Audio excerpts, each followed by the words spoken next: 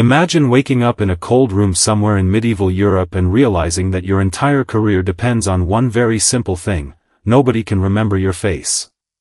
You don't have a secret headquarters. You don't have a collection of perfectly tailored black outfits hanging in a wardrobe. You don't have a mysterious mentor who trained you from childhood and then sent you off with a dramatic speech about honor. And you definitely don't have a convenient little team waiting around the corner with a getaway horse, a map, 3 backup plans, and someone whose only job is to whisper, "You're clear." You have yourself. Maybe a dagger. Possibly a borrowed cloak. And a target who would very much prefer that you never get close enough to introduce yourself.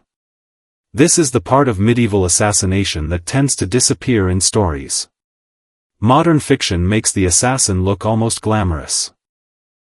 He's silent, perfectly trained, dressed in dark clothing, and somehow capable of entering a heavily guarded castle as if medieval security consisted of one sleepy man leaning against a wooden door. The real world was considerably less cooperative. Being an assassin wasn't a career you could casually explain to people. You couldn't tell your family what you did. You couldn't meet someone in a tavern and say, "So, what do you do?" "I'm a blacksmith." "Oh, interesting." "I'm a merchant." "Very respectable." "And I discreetly arrange the deaths of politically inconvenient people." At that point, dinner would probably become awkward. There was no professional association for people who specialized in making powerful individuals suddenly stop being alive. There was no official training academy, no standardized equipment, and no neat career ladder from junior assassin to senior assassin. And the less people knew about you, the better. The entire profession depended on secrecy. Because if enough people knew who you weren't mysterious anymore. You were a suspect. And medieval society was full of people who had very good reasons to be suspicious. The first problem was finding the target. A medieval ruler, nobleman, bishop, military commander, or wealthy official wasn't necessarily sitting alone in a dark room waiting for someone to sneak through a window. Important people lived surrounded by other people. Servants. Guards. Relatives. Messengers. Advisors. Clergy. Visitors. Merchants. Soldiers. People coming in. People going out. People who knew everybody. And, most inconveniently of all, people who noticed when somebody new appeared. If you wanted to get close to an important person, the first challenge wasn't necessarily what weapon you carried. It was answering the question. Why are you here? That question could ruin your entire day. You might arrive dressed as a traveler, but someone could ask where you had come from. You might pretend to be a servant, but someone could ask which household you belonged to. You might claim to be delivering a message, but someone might want to know who sent you. And now you're standing there trying to remember the fictional name of the fictional person who supposedly sent you with a fictional message to a very real person you are secretly hoping to murder. Suddenly, remembering your own story becomes a full-time occupation. This is why disguises sound much better in movies than they probably felt in real life. The fantasy is simple. Put on another person's clothing. Change your appearance. Walk confidently through the gate. Nobody notices.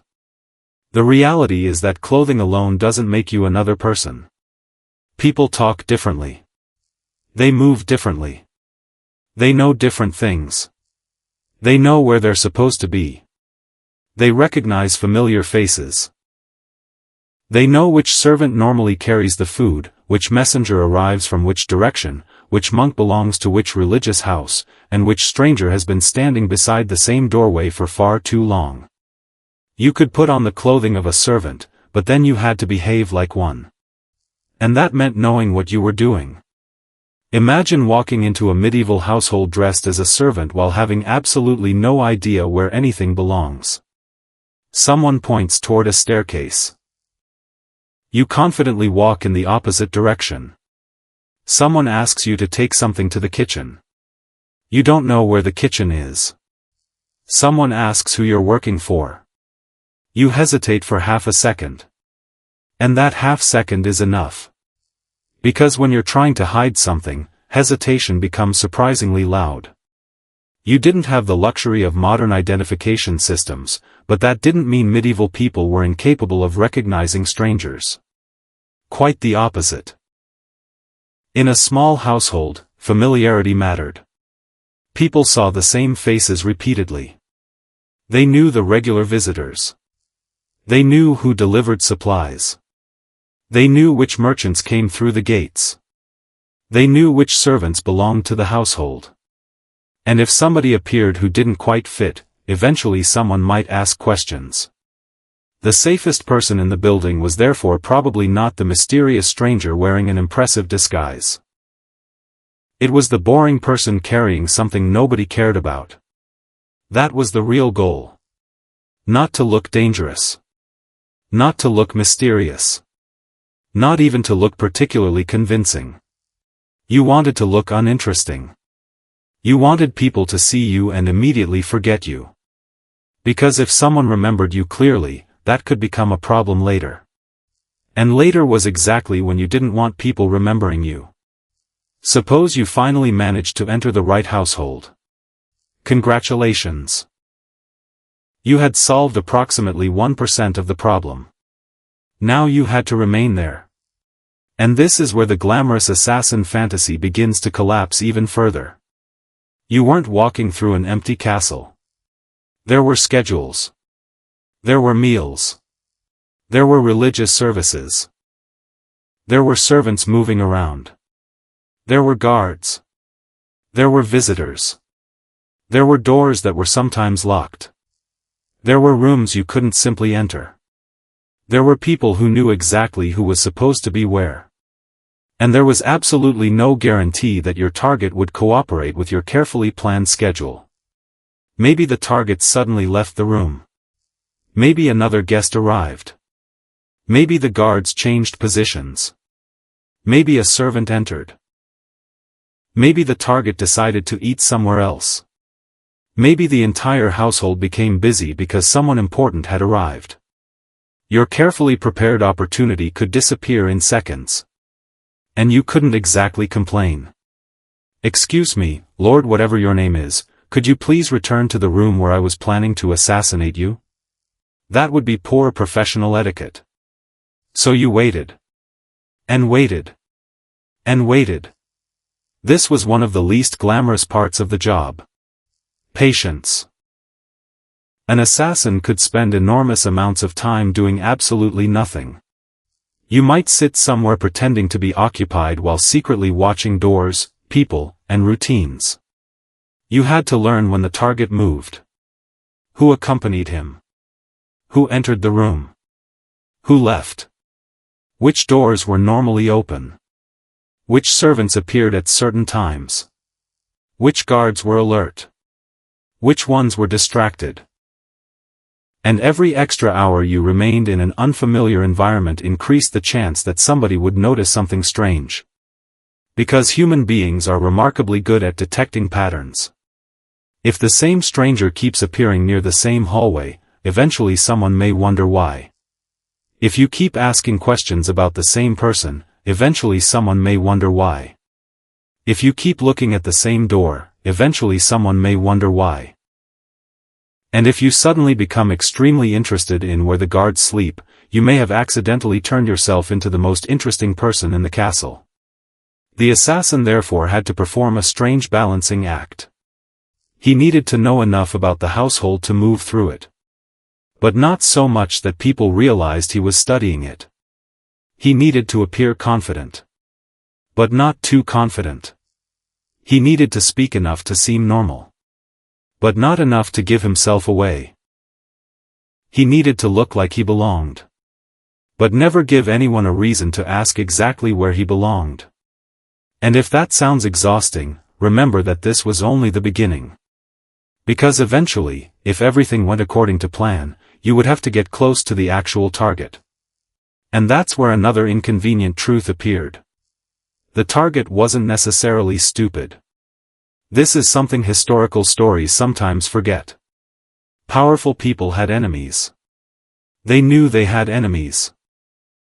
They lived in a world where political rivalries could become extremely serious, and where personal loyalty mattered enormously. A king, nobleman, military leader, or other influential figure couldn't assume that everyone approaching them had good intentions. They might have guards precisely because somebody might want to hurt them. They might have trusted servants. They might avoid unfamiliar people. They might travel with companions. They might restrict access to certain rooms. And they might simply have the good fortune of being surrounded by people who were paying attention. So you weren't trying to defeat one person. You were trying to get through an entire human system without triggering its alarm bells. And unlike a modern security system, that system was unpredictable. There was no single button that said security breach. There were simply people. And people could notice things. A guard might remember your face. A servant might recognize your accent. A cook might wonder why you're hanging around. A stable worker might remember the horse you arrived on. A priest might ask where you're traveling from. A merchant might recognize your clothing. Someone might even simply decide that they don't like the look of you. And now your entire plan depends on convincing a medieval stranger that you are exactly as boring and harmless as you appear.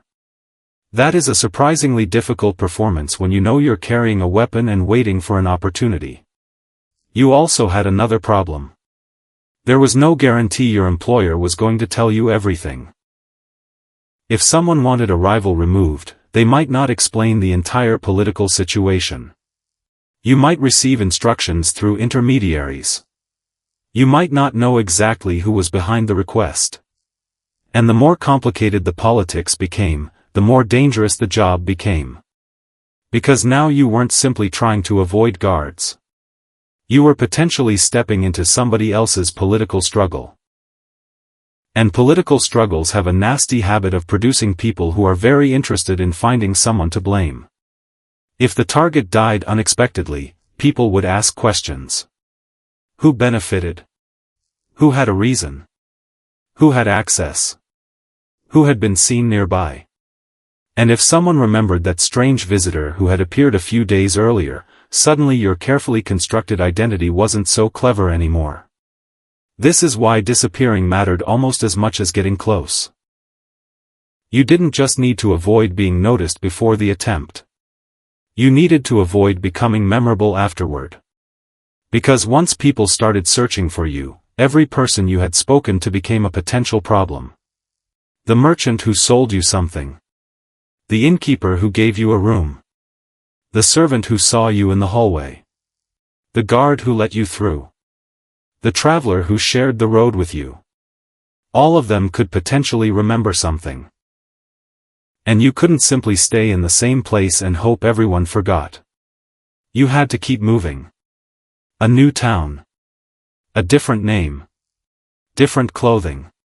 Another explanation. Another story. And eventually, perhaps, another target.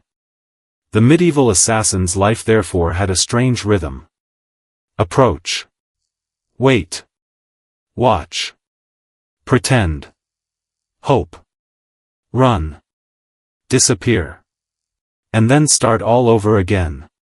There was no glamorous retirement waiting at the end. No comfortable office where you could look back on your career and say, well, at least the benefits were good. The profession itself was built around the idea that you should remain unknown.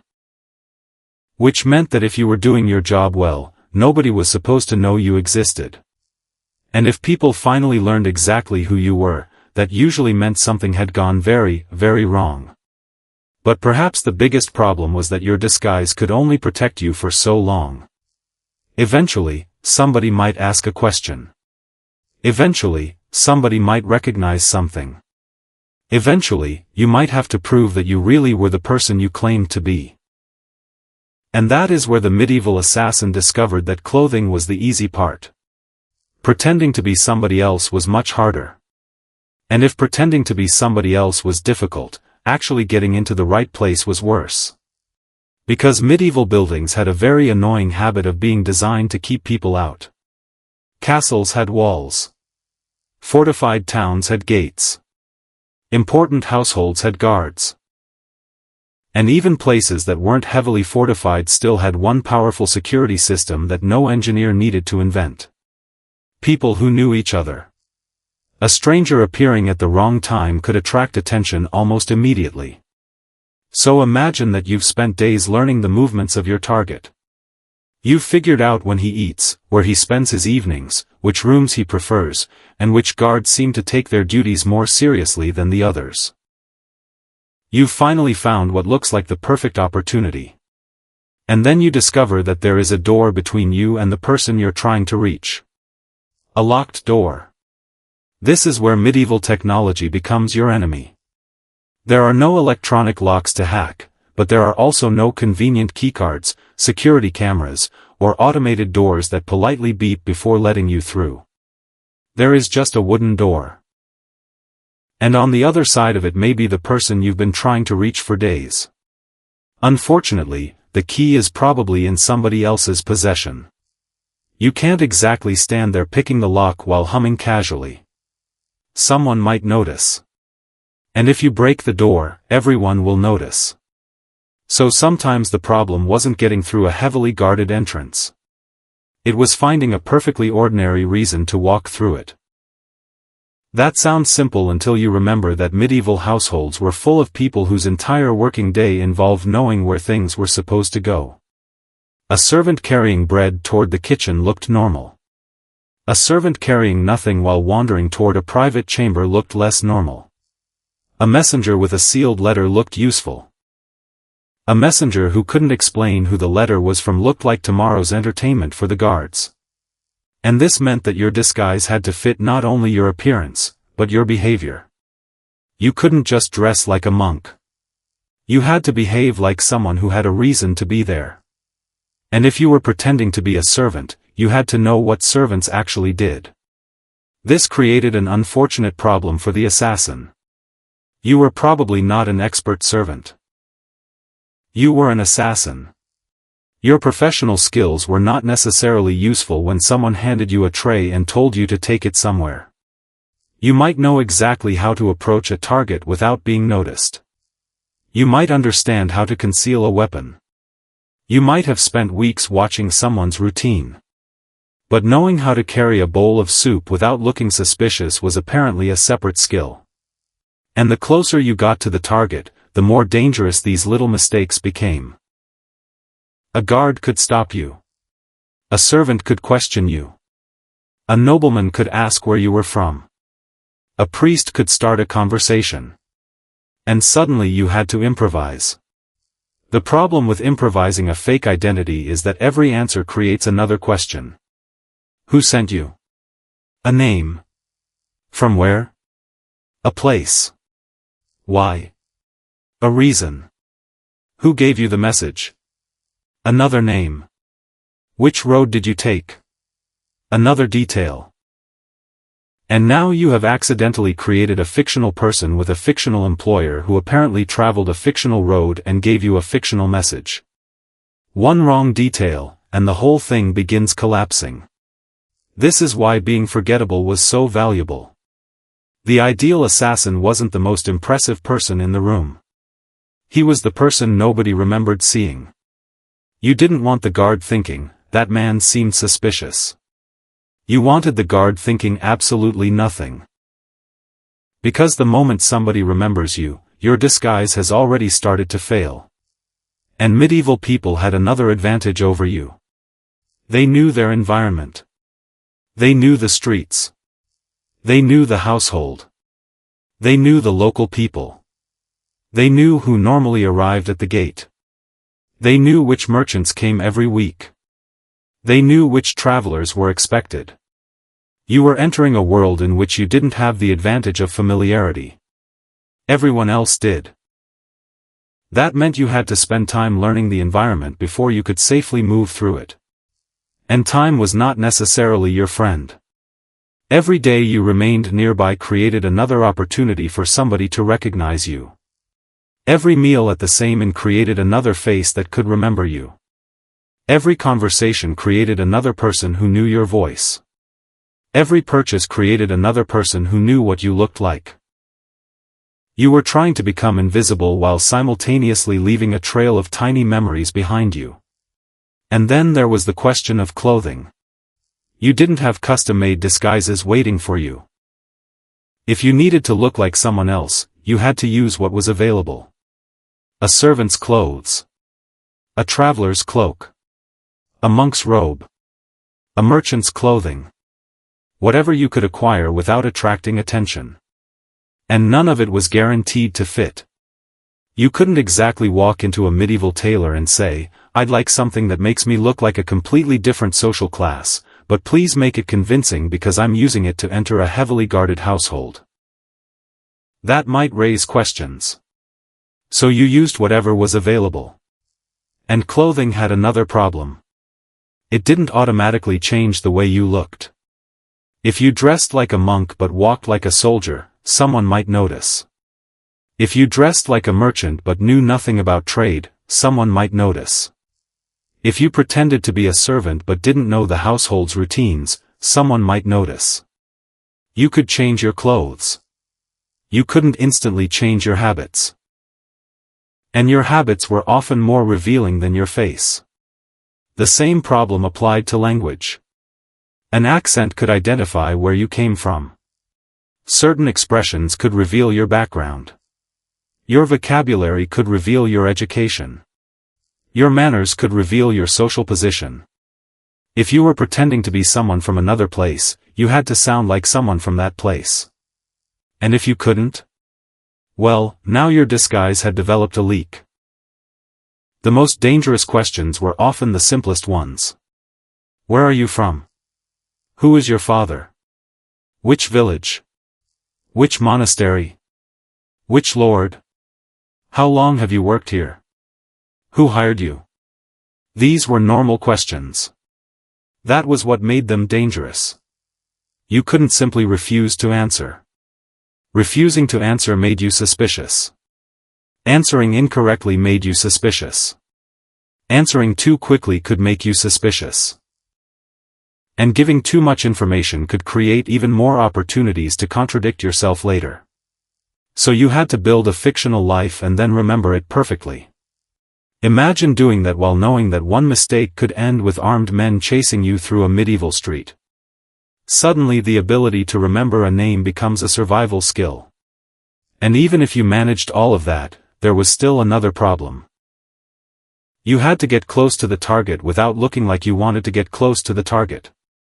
That is harder than it sounds. If you keep watching someone, eventually somebody notices. If you keep following someone, eventually somebody notices. If you keep asking where someone is, eventually somebody notices. The safest strategy was often indirect. You weren't supposed to appear interested in the target. You were supposed to appear interested in something completely ordinary. A meal. A delivery. A conversation. A religious ceremony. A market. A horse. Anything except the person you were actually watching. This could turn the assassination into an incredibly slow game of patience. You might spend hours waiting for the target to become temporarily isolated. And while you're waiting, you have to look normal. Which is difficult when you're mentally counting doors, guards, exits, and possible escape routes. You might sit quietly in a corner while thinking. If that guard moves, I can cross the courtyard. If the servant leaves, I can enter the hallway. If the door opens, I have approximately 3 seconds. Meanwhile, the person beside you is probably wondering why you're staring at the same doorway like it owes you money. And then the opportunity could disappear. Someone enters the room. A child runs through the hallway. A servant arrives. A guest appears. The target changes his plans. The guards shift positions. Dinner takes longer. A meeting runs late. A horse needs attention. A messenger arrives with urgent news. Medieval life was full of interruptions. And every interruption was potentially fatal to your carefully constructed plan. You couldn't control any of it. You were essentially trying to schedule a murder in a world where nobody had agreed to keep the calendar free. And this is where the difference between fiction and reality becomes especially important. A fictional assassin can wait on a rooftop for exactly the right moment because the story needs him to. A real person would have to deal with cold weather, exhaustion, hunger, noise, uncomfortable clothing, poor visibility, and the simple fact that human beings don't behave according to scripts. You could spend an entire night waiting for an opportunity and discover that the target never came outside. Congratulations! You have successfully accomplished absolutely nothing. Except becoming very cold. And possibly attracting the attention of somebody who was wondering why a strange person had been sitting outside for several hours. Even the famous image of the assassin hiding in darkness has practical problems. Darkness helps you remain unseen. It also makes it harder for you to see. You need to know where you're going. You need to avoid making noise. You need to avoid obstacles. You need to know where other people are. And medieval buildings weren't exactly designed with convenient emergency lighting. One badly placed piece of furniture could turn a carefully planned entrance into an extremely embarrassing collision. And if you made enough noise, the guards didn't need modern technology to investigate. They simply needed ears. Which they had. Very useful equipment. Completely free. The assassin's greatest advantage, therefore, was not some magical ability to disappear. It was preparation. Learning routines. Watching people. Understanding the environment. Knowing when to move and, perhaps even more importantly, knowing when not to move. Because rushing was usually the enemy. If the opportunity wasn't right, you waited. If someone unexpected appeared, you waited. If the target was surrounded, you waited. If your disguise was beginning to attract attention, you left. The job depended on patience because one obvious mistake could undo days of preparation. And eventually, if everything went perfectly, you might find yourself close enough to the target. Close enough that you could finally see the person you had been studying from a distance. Close enough that the entire operation had become real. And at that moment, the medieval assassin had to face another uncomfortable truth. Getting close to the target was only half the problem. Now you actually had to make the attempt. And that was when the weapon you had been carrying all this time suddenly became much more important. And now you finally have the part of the job that sounds impressive. The weapon. Unfortunately, even this was not quite as glamorous as the stories make it seem. A medieval assassin didn't have a universal assassination kit sitting in a leather case. There was no official list saying 1 dagger, 2 poisons, 1 mysterious black cloak, emergency disguise, backup dagger, escape map. You used what you could obtain, what you could conceal, and what made sense for the situation. And that created an immediate problem. The weapon had to be useful without making you look like someone carrying a weapon. A sword was impressive. It was also rather difficult to hide. You could hardly walk into a noble household looking like you were preparing to invade it personally. A dagger was much more practical. Small enough to conceal. Quick enough to draw. And, unlike a giant sword, it didn't immediately announce that you had brought medieval violence with you. But even a dagger had limitations. You still had to get it past people. You still had to keep it hidden. You still had to make sure nobody noticed it. And you had to avoid doing anything that made your clothing look suspiciously lumpy. Imagine trying to act naturally while constantly remembering that there is a sharp piece of metal hidden beneath your clothes. Every time someone approaches, you suddenly become aware of your own belt. Every time someone asks you to sit down, you wonder whether the weapon will move. Every time someone gives you a friendly pat on the shoulder, you experience a brief spiritual crisis. And if you were carrying a weapon that wasn't concealed properly, your entire disguise could collapse before the assassination even began. But perhaps the most famous weapon associated with assassination was not the dagger. It was poison. Poison sounds perfect. At least in theory. No dramatic fight. No wrestling with guards. No need to swing a sword around a crowded room. Just a little something added to a drink or meal, and then you walk away. Elegant. Quiet. Almost effortless. Except that poison is only elegant when you know exactly what you're doing. And medieval people didn't have modern toxicology laboratories sitting around explaining precisely how much of a substance would produce a predictable result. A substance that might harm one person could affect another differently. A dose could be too small. A substance could lose potency. The victim might not consume enough. Someone else might notice something strange. The target might not eat or drink what you expected. And, most importantly, you still had to get the substance into the right place without looking suspicious. Which brings us right back to the same problem. Getting close. Because poison doesn't magically travel across a room and introduce itself. Someone has to put it there. And if the target's food and drink were handled by servants, cooks, tasters, companions, or anyone else, your beautifully simple plan suddenly had several additional people standing between you and success. You might prepare the poison perfectly and then discover that the target decided not to drink the wine. Excellent. Your poison has now successfully murdered absolutely nobody. Maybe the target changes his meal. Maybe he gives the drink to somebody else. Maybe somebody notices the taste. Maybe the cup is moved. Maybe another person handles it. Maybe you simply don't know enough about the target's habits to predict what he will consume. And this is one of the reasons assassination was less like a clean professional operation and more like a series of increasingly nervous guesses. You were constantly depending on things going exactly as expected. And medieval life was very good at making sure things didn't. Still, the dagger remained useful. If you were close enough, it eliminated some of the uncertainty. But getting close enough was the entire problem. A target surrounded by guards was not going to become easier to reach just because you happened to own a knife. You needed a moment when the target was vulnerable. Perhaps during travel.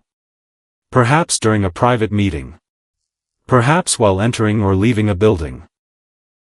Perhaps when security was lower. The exact opportunity depended entirely on circumstances. And circumstances were unpredictable. This meant that the assassin had to think about more than just the target. He had to think about everyone around the target. Who would react first? Who would raise the alarm? Who would recognize him? Where was the nearest exit? How far was the gate? Could the guards close it? Were there other routes out? And perhaps the most important question of all. What happens if you fail? Because failure wasn't simply getting a bad grade. There was no teacher writing "needs improvement" at the bottom of your assassination attempt. Failure meant that the target was still alive and now knew someone wanted him dead.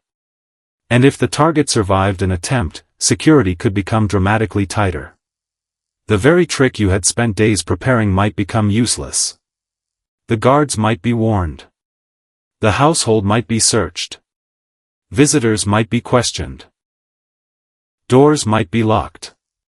And suddenly the person who had been trying to remain invisible was exactly the person everyone was looking for. This is where the assassin's reputation became a problem. If you were caught, you weren't going to receive a polite invitation to explain yourself. You were potentially evidence. And evidence has a nasty habit of being interrogated. So the real goal wasn't simply to complete the assassination. It was to complete it without leaving enough behind to identify you. That meant thinking about your clothing. Your belongings. Your route. The people you had spoken to. The place you had stayed. The weapon you carried. Everything could become a clue. And medieval investigators didn't need modern forensic laboratories to make your life miserable. They had witnesses. They had rumors. They had informants. They had guards. And they had people who were perfectly willing to point at the nearest suspicious stranger and say, "That one." In a world where information traveled through people, being remembered could be dangerous. Suppose you had stayed at an inn for 3 nights. The innkeeper might remember you. Maybe you paid with unfamiliar coins. Maybe you asked questions about the local lord. Maybe you arrived alone. Maybe you left unusually quickly. None of these things automatically proved anything. But after an assassination, people suddenly started remembering details. That traveler who arrived 2 days ago. The quiet man who asked about the castle. The stranger who rented the room. The person who bought a cloak and disappeared. Things that seemed completely meaningless before the assassination could suddenly become very interesting afterward. And this meant that the assassin had to control not only his actions, but his story. Everywhere he went, he needed an explanation.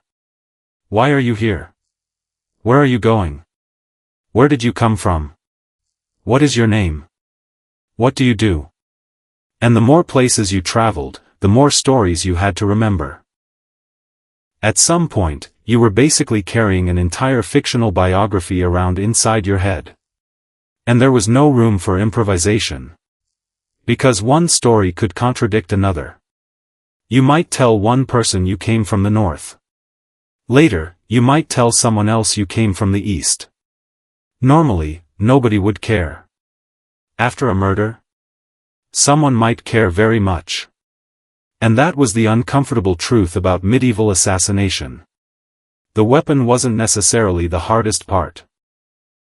The hardest part was everything surrounding the weapon. Getting there. Staying there. Blending in. Waiting. Keeping your story straight. Finding the right moment. Avoiding witnesses. And then, assuming the target was successfully attacked, escaping before the entire household understood what had happened. The moment the target fell was not the end of your problems. It was the beginning of a much faster version of them. Because now you had to leave. And leaving was often much harder than entering. When you entered, nobody knew they were looking for you. When you left, they did. The guards who had ignored you earlier were suddenly looking at every stranger. The gates that had been open might now be closed. The household that had been calm might suddenly be full of shouting. And somewhere in the middle of all that confusion, you had to remember exactly where you were supposed to go. This was the moment when all those hours of preparation finally mattered. You could know every hallway. Every staircase. Every door. Every shortcut. And still discover that someone had placed a guard directly in front of the route you planned to use. Because your escape plan existed on paper. Reality had other plans. Maybe the horse you intended to use wasn't where you left it. Maybe the road was blocked. Maybe the weather had changed. Maybe a bridge was crowded. Maybe the town gate was already being watched. And if you were particularly unlucky, the person who was supposed to help you escape had decided that assisting a wanted murderer was not actually worth the money. That brings us to another uncomfortable feature of the profession. Trust. How much could you trust the person who hired you? How much could they trust you? How much could you trust the person helping you? And how much could they trust that you wouldn't betray them? In a normal profession, trust is useful. In assassination, trust could become evidence. The fewer people involved, the fewer people who could expose you. But the fewer people involved, the more you had to do yourself. And doing everything yourself was exhausting. You had to travel yourself. Observe yourself. Prepare yourself. Disguise yourself. Carry your own equipment. Find your own escape route. And when everything went wrong, there was nobody standing behind you saying, "Don't worry, I've got this." You were the plan. Which meant that when the plan failed, you were also the problem. And this is why the medieval assassin's life was so different from the fantasy. The fantasy is about the moment of violence. The reality was everything that happened before and after it. Most of the time, you were not dramatically fighting anyone. You were waiting. Watching. Traveling. Hiding. Pretending. Trying not to be remembered. And worrying that the next ordinary person you spoke to might accidentally become the reason the authorities found you. Because once the target was attacked, the entire environment changed. You were no longer a stranger trying to enter. You were the stranger everyone wanted to find. And now you had to run before anyone could put a name to your face. The only problem was that running through a medieval town isn't exactly the same as disappearing into thin air. And once the gates started closing, your carefully prepared escape could become a race against everyone who had just realized that somebody had tried to kill an important person. And once the gates started closing, your carefully prepared escape could become a race against everyone who had just realized that somebody had tried to kill an important person. A few minutes earlier, you were just another traveler. Now, suddenly, every traveler was suspicious. The guard at the gate wasn't looking for you specifically yet. He was looking for anyone who looked like they might be worth stopping. And unfortunately, you had just become extremely worth stopping.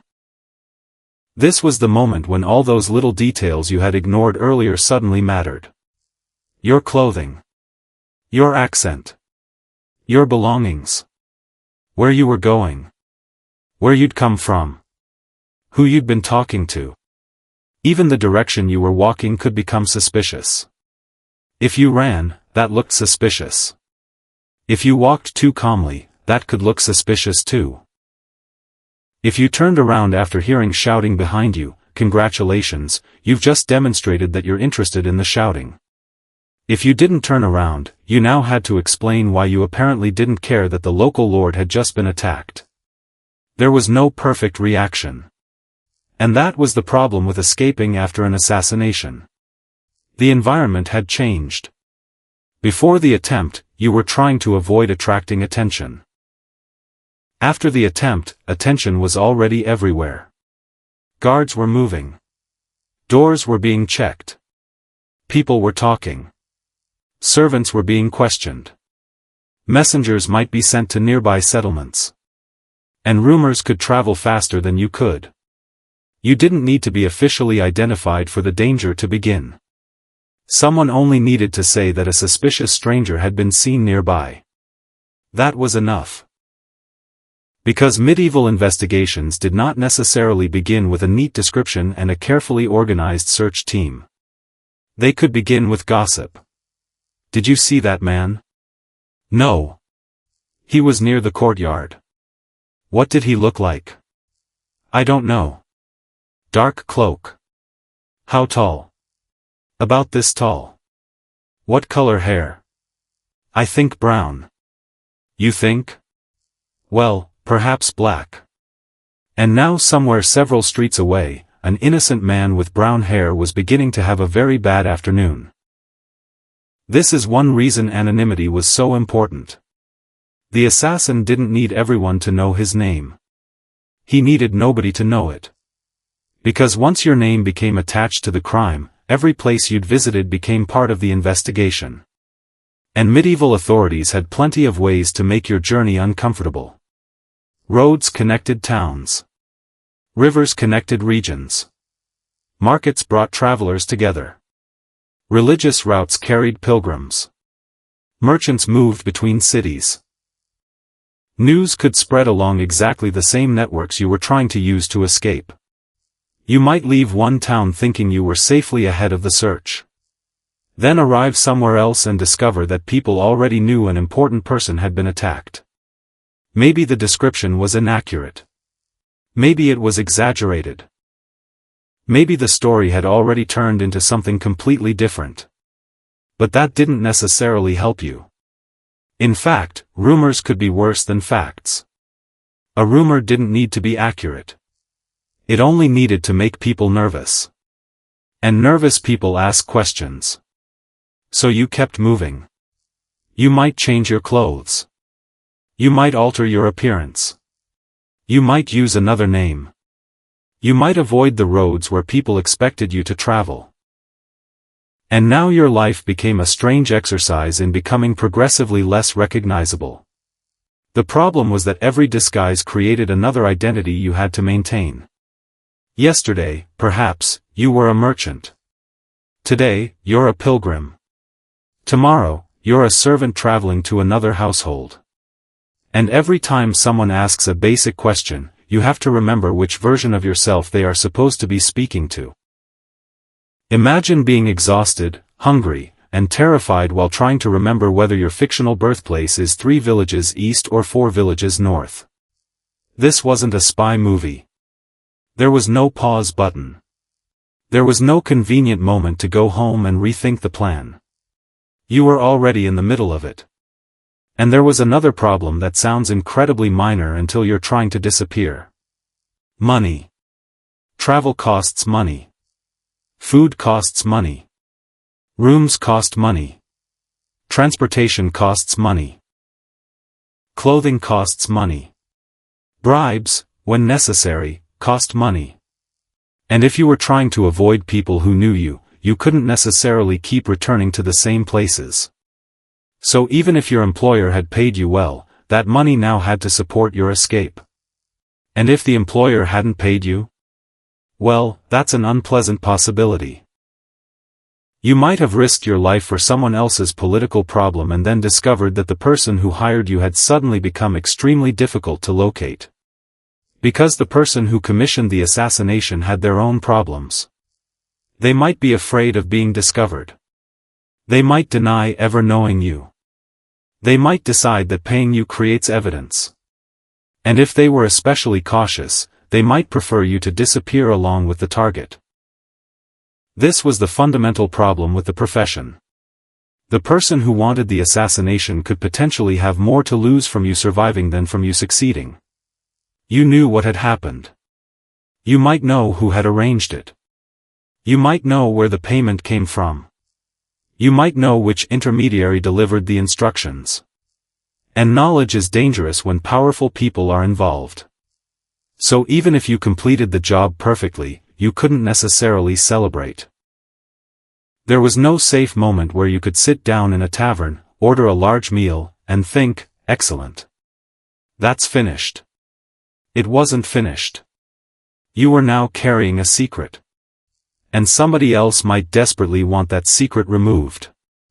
This meant that the assassin had to worry about 2 different groups. The people searching for him because of the murder. And potentially the people who had hired him. Imagine being chased by the authorities while also wondering whether the person who promised you money might decide that you are now an inconvenient loose end. That is a rather unpleasant working relationship. And it explains why an assassin's life could become incredibly isolated. You couldn't trust strangers. You couldn't necessarily trust employers. You couldn't necessarily trust people helping you. And if you became too friendly with anyone, you risked giving them information that could later be used against you. So you learned to keep quiet. You traveled alone. You avoided unnecessary conversations. You stayed in places only as long as necessary. You moved before people became familiar with you. And eventually, you began to understand the strange psychological cost of living like this. A normal person could enter a village and think, this looks like a nice place. You entered a village and thought, how quickly can I leave? A normal traveler might notice a friendly innkeeper. You noticed the innkeeper's face and wondered whether he would remember you tomorrow. A normal merchant might make friends on the road. You wondered whether the person beside you had any reason to ask where you came from. Every stranger became a potential witness. Every friendly conversation became a possible liability. And that meant that the safest person to know was often nobody. You could not build a normal life because a normal life required being known. And being known was dangerous. This is one of the least glamorous realities of assassination. The profession didn't simply require physical courage. It required a willingness to live without stability. You couldn't necessarily settle down. You couldn't easily build a reputation. You couldn't proudly tell people what you did. You couldn't necessarily return to the same neighborhood. And if you had a family, friends, or people who cared about you, your secrecy became even more complicated. Because people who know you can be questioned. People who care about you can be pressured. And people who know where you live can accidentally reveal information you desperately need to keep hidden. The safest place for an assassin was therefore often somewhere nobody knew his name. Which sounds mysterious until you realize what that actually means. It means being alone. Very alone. You could spend weeks moving through unfamiliar towns where nobody knew you. You might sleep in cheap rooms. You might eat wherever you could. You might avoid staying long enough to become familiar. And every time you started becoming comfortable, you had another reason to leave. That isn't exactly the lifestyle most people dream about. Even the physical conditions weren't pleasant. Medieval travel was slow. Roads could be muddy. Weather could be miserable. Clothing wasn't necessarily comfortable. Long journeys were tiring. And if you were carrying weapons and trying to remain inconspicuous, you had additional problems. You couldn't simply throw everything into a modern backpack and move through the countryside unnoticed. Your possessions had to fit the identity you were pretending to have. A merchant might carry certain things. A pilgrim might carry others. A servant might carry something completely different. Everything you owned had the potential to contradict your story. And the more unusual your belongings were, the harder it became to explain them. Imagine claiming to be an ordinary traveler while carrying an expensive weapon that doesn't fit your supposed social position. Someone might wonder. Why does a poor traveler have that? Why does a servant carry that? Why does a pilgrim have something that looks like military equipment? Questions again. Always questions. And questions were the enemy. This is why a good assassin didn't necessarily want impressive equipment. He wanted ordinary equipment. Things that belonged in the world he was pretending to inhabit. The best disguise wasn't necessarily the one that made you look completely different. It was the one that made people stop thinking about you. And perhaps the most useful disguise of all was simply being another person passing through. Because medieval roads were full of travelers. If you could become one more anonymous figure moving along the road, you had a chance. But that anonymity had a cost. You couldn't stay anywhere too long. You couldn't make yourself memorable. You couldn't become attached to places. And eventually, the question wasn't simply, can you escape? It was, can you keep disappearing? Because escaping one assassination attempt was one thing. Living afterward was another. You might make it out of the city. You might cross the countryside. You might reach another town. You might even convince people that you were just another traveler. But now you had a target on your back. And targets have an unfortunate tendency to follow you. Especially when the people looking for you have horses, guards, money, and a very strong personal interest in finding the person responsible. So you kept moving. And as the days passed, something even stranger could happen. The story of what you had done could begin changing. The victim might become more important in the retelling. Your supposed abilities might become more impressive. The details might become more frightening. And you might slowly become something much larger than the ordinary human being who had actually carried out the attempt. A rumor. A shadow. A mysterious killer. And once people started telling stories about you, the truth almost didn't matter anymore. Because medieval society was full of something that could make a dangerous profession even more dangerous. Superstition. And when people couldn't explain how someone appeared, disappeared, or managed to get close to an important person, they didn't always reach for the most boring explanation. Sometimes they reached for something much stranger. And once people started telling stories about you, the truth almost didn't matter anymore. Because medieval people had a remarkable ability to turn something they didn't understand into something much more frightening. A stranger who appeared in town, asked strange questions, carried an unusual weapon, and disappeared shortly afterward could simply be a suspicious traveler. Or he could be a sorcerer. A cursed man. A servant of dark forces. Someone who could move through walls. Someone who had made a pact with something in the forest. You were hoping to become invisible. Instead, you might accidentally become a legend. And that was not necessarily good news. In a world without modern science, modern communication, or reliable ways to investigate every strange event, people often explained unusual things using the beliefs available to them. If someone died unexpectedly, there were many possible explanations. Illness. Accident.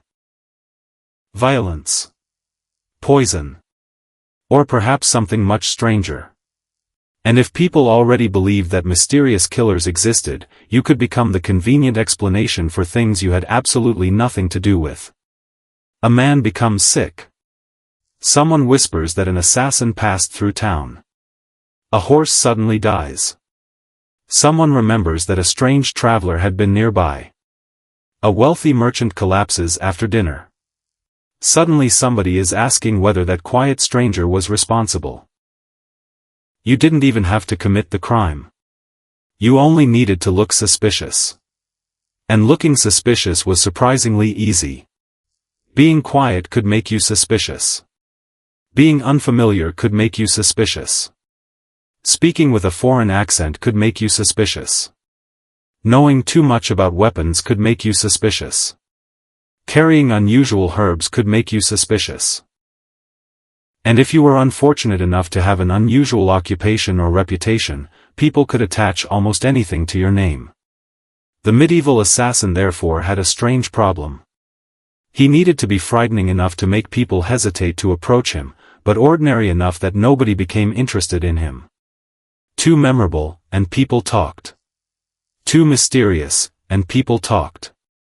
Too unusual, and people talked.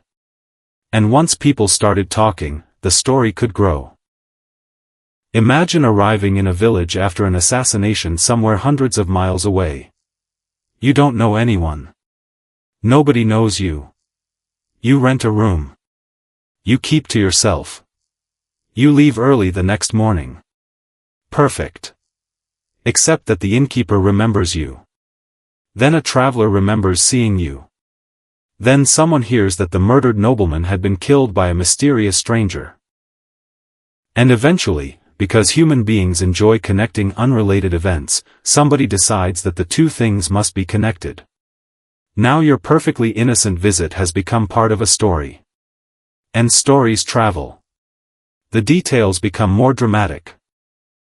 The ordinary dagger becomes a mysterious poisoned blade.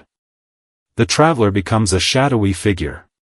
The man who left quietly becomes a man who vanished without a trace. And before long, the assassin isn't even a person anymore. He's an idea. The invisible killer. The stranger in the night. The man who could walk into a castle and leave without anyone knowing. Which sounds impressive until you remember that being famous for murder is probably not the best way to improve your chances of surviving. And superstition could make things even worse. Because once people believed you possessed unusual abilities, normal precautions weren't enough. Someone might believe that you could disguise yourself magically. That you could disappear. That you could curse people. That you use strange substances. That you had supernatural assistance. None of this made your actual life easier. In fact, it could make ordinary objects dangerous.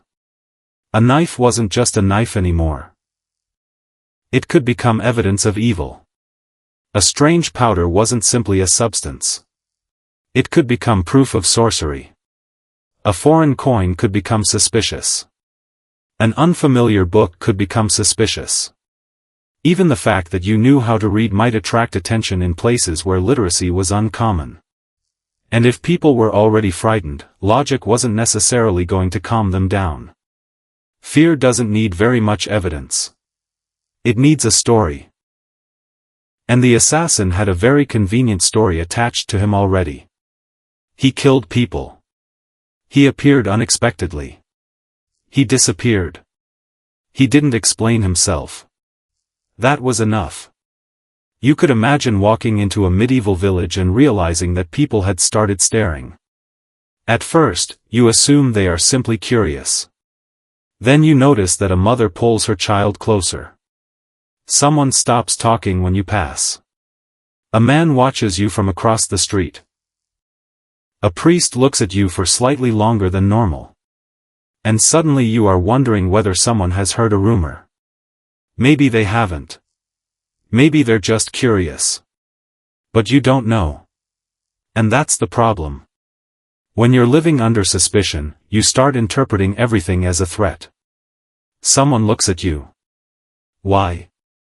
Someone whispers. About you? A door closes. Were they talking about you? A guard changes position. Did someone tell him? You begin seeing danger everywhere. And eventually, the paranoia becomes part of the job. You don't simply hide from people. You start hiding from the possibility of being noticed. That could mean changing your route. Avoiding busy places. Sleeping somewhere different. Leaving before dawn. Traveling at unusual times. Keeping your conversations short. And constantly wondering whether the person beside you is merely another traveler or someone who has been told to look for you. It would be difficult to relax. Even eating could become uncomfortable. You sit down in an inn. Someone asks where you're from. You give the answer you've prepared. They ask where you're going. You give another answer. Then they ask what your name is. You provide the name you've been using. And now you're wondering whether you gave the same name yesterday. Because if you are living under several identities, eventually your own real name might begin to feel like something you rarely use. That's a strange psychological price to pay. You become good at disappearing. But you also become bad at belonging anywhere. And this was perhaps the most miserable part of the profession. The assassin wasn't just running from the authorities. He was running from familiarity. Familiarity meant people knew you. People knowing you meant people could describe you. People describing you meant people could find you. So every friendship became dangerous. Every routine became dangerous. Every favorite place became dangerous. Even staying too long in one town could become dangerous. You couldn't become the person who always sat at the same table in the same tavern. You couldn't become the traveler everyone recognized. You couldn't become the man who visited the same market every week. Because eventually someone would know your face. And once someone knows your face, anonymity is gone. So you moved. Again. And again. And again. A new road. A new town. A new name. A new explanation. Maybe you were a merchant this time. Maybe a pilgrim. Maybe a laborer. Maybe a traveler heading toward some distant relative you had conveniently invented. And every new identity had to survive the same questions. Where are you from? Where are you going? Who are your people? What do you do? Why are you traveling alone? The more people you met, the more chances there were to make a mistake. And eventually, you might start avoiding people entirely. That creates another problem. Humans are social animals. Even a dangerous person needs food. Even an assassin needs somewhere to sleep. Even the most secretive traveler needs to buy things. You cannot become completely invisible. You can only become difficult to remember. And there is a difference. You still have to interact with the world. You still need to cross bridges. You still need to enter towns. You still need to find shelter. You still need to acquire food. And every interaction leaves another tiny mark behind. That means your greatest skill may not have been killing. It may have been managing suspicion. Knowing when to speak. Knowing when to remain silent.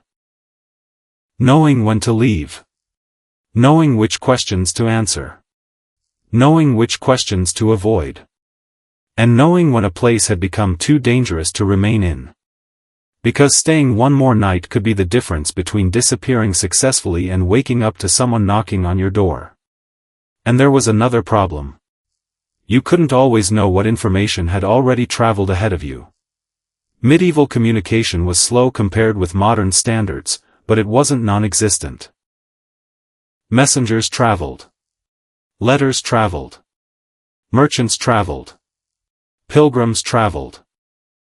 Soldiers traveled. Rumors traveled. If someone important had been killed, people could learn about it surprisingly quickly across connected regions. And if the authorities had a description of the suspected killer, that description could travel with them. Of course, the description might be terrible. Man of average height. Dark hair. Wearing a cloak. Excellent. That describes half the population. But if you were unlucky enough to fit even a vague description, you might still attract attention. And if someone already suspected you, they didn't necessarily need certainty. They needed a reason to stop you. Once stopped, you had to explain yourself. Once questioned, you had to maintain your identity. And once your identity began to unravel, everything else could follow. Your belongings. Your route. Your previous destinations. Your companions. Your employer. Your weapon. Suddenly the entire life you had constructed was being pulled apart one question at a time. And this is why escape was not simply about being fast. It was about being boring. The best escape was not necessarily the dramatic one where you sprinted across rooftops and jumped onto a waiting horse. It was the one where nobody realized you were escaping at all. You left before anyone knew what direction you had taken. You blended into normal traffic. You traveled with other people when it helped you disappear. You avoided unnecessary attention. And if you reached a place where nobody knew your name, you started over. Again. It sounds almost peaceful when you put it that way. A quiet road. A new town. A fresh identity. Nobody knows who you are. Nobody knows what you've done. Nobody knows where you've been. But that's only peaceful until you realize that you can't stay. Because the moment you begin building a life there, you become visible again. You make friends. You develop routines. People learn your habits. Someone eventually knows where you sleep. And suddenly the safest thing to do is leave. So you leave. That was the strange contradiction at the center of the assassin's life. You wanted to survive. But survival required avoiding the very things that normally made life worth living. Stability. Friendship. Home. Reputation. Trust. A familiar face at the local market. A place where someone knows your name. All of those things made you easier to find. And so you became a person who was always passing through. Always traveling. Always watching. Always wondering. And perhaps, after enough years, you stopped thinking of yourself as someone who lived anywhere at all. You simply moved between places. A stranger everywhere. Known nowhere. Which might sound like an excellent way to remain hidden. Until you remember that the medieval world had another problem waiting for you. There were plenty of ways to die without being assassinated. Disease. Injury. Hunger. Cold. Travel accidents. Bandits. War. And, of course, the target you were supposed to kill. Because surviving the escape didn't mean the job was over. You still had to live long enough to get paid. And getting paid could be its own problem. The person who hired you might be waiting somewhere. Or they might not. They might send an intermediary. They might delay payment. They might deny knowing you. And if the assassination had created too much attention, they might decide that paying you was an unnecessary risk. After all, from their perspective, the fewer people connected to the crime, the better. You had already done the dangerous part. Now you were carrying the knowledge of what happened. And that made you useful. But it also made you a liability. So even after surviving guards, locked doors, suspicious servants, rumors, and the long road away from the scene, there was still one final question hanging over your head. Who was more dangerous to you? The people trying to catch you, or the people who had hired you in the first place? Who was more dangerous to you, the people trying to catch you, or the people who had hired you in the first place? Unfortunately, there was no comfortable answer. Because once the target was dead, you had become a problem that somebody eventually had to solve. Maybe the people hunting you wanted revenge. Maybe they wanted justice. Maybe they simply wanted someone to blame. And maybe the person who had paid you wanted the entire affair to disappear so completely that nobody could ever connect the murder back to them. Which meant that your successful assassination could create a strange situation where everyone suddenly agreed on one thing: finding you would be useful. You might think the safest moment was immediately after completing the job. You had done what you were paid to do. The target was gone. Your employer should be pleased. You should collect your money and disappear. Unfortunately, medieval politics had a habit of turning simple arrangements into complicated disasters. Imagine being hired by a powerful nobleman to remove a political rival. The nobleman doesn't meet you personally. Instead, someone else approaches you. Perhaps a messenger. Perhaps an intermediary. Perhaps someone who claims to represent another person entirely. You are given instructions. You are promised payment. You carry out the assignment. And then the person who arranged everything suddenly becomes very interested in pretending that you never existed. After all, if the authorities catch you, you can tell them who hired you. That's inconvenient. If they don't catch you, you can still talk. Also inconvenient. From the employer's perspective, the perfect assassin is therefore someone who completes the job and then becomes extremely difficult to find. From the assassin's perspective, that sounds suspiciously like being disposable. And that was one of the ugliest realities of the profession. You weren't necessarily a valued employee. You were a secret. And secrets are safest when there are as few people involved as possible. So after the assassination, you might not receive some grand celebration. You might receive a bag of coins from someone you've never met and a very strong suggestion that you leave the area immediately. Perhaps you were told to travel north. Perhaps east. Perhaps to another town where someone would give you further instructions. And now you're standing on a road with money in your pocket, a weapon hidden under your clothes, and absolutely no idea whether the person walking behind you is another traveler or someone sent to make sure you don't talk. That is not exactly job security. And money itself created another problem. Coins were evidence. A sudden amount of money could attract attention. Especially if you were supposed to be a poor traveler. You couldn't necessarily spend everything immediately. You couldn't necessarily explain where it came from. And if you were questioned after an important assassination, possessing a suspicious amount of money was not going to improve your situation. So even the reward for surviving the job could become another burden. You had to hide it. Move it. Spend it carefully. And hope nobody asked too many questions. This is where the fantasy of the assassin getting rich begins to fall apart. Maybe you were paid. Maybe you weren't.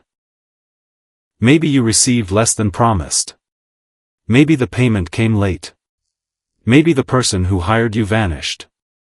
And if you complained, there was no medieval employment tribunal waiting to hear your case. You couldn't march into a government office and say, "Hello, I'd like to report that my employer has failed to pay my assassination fee."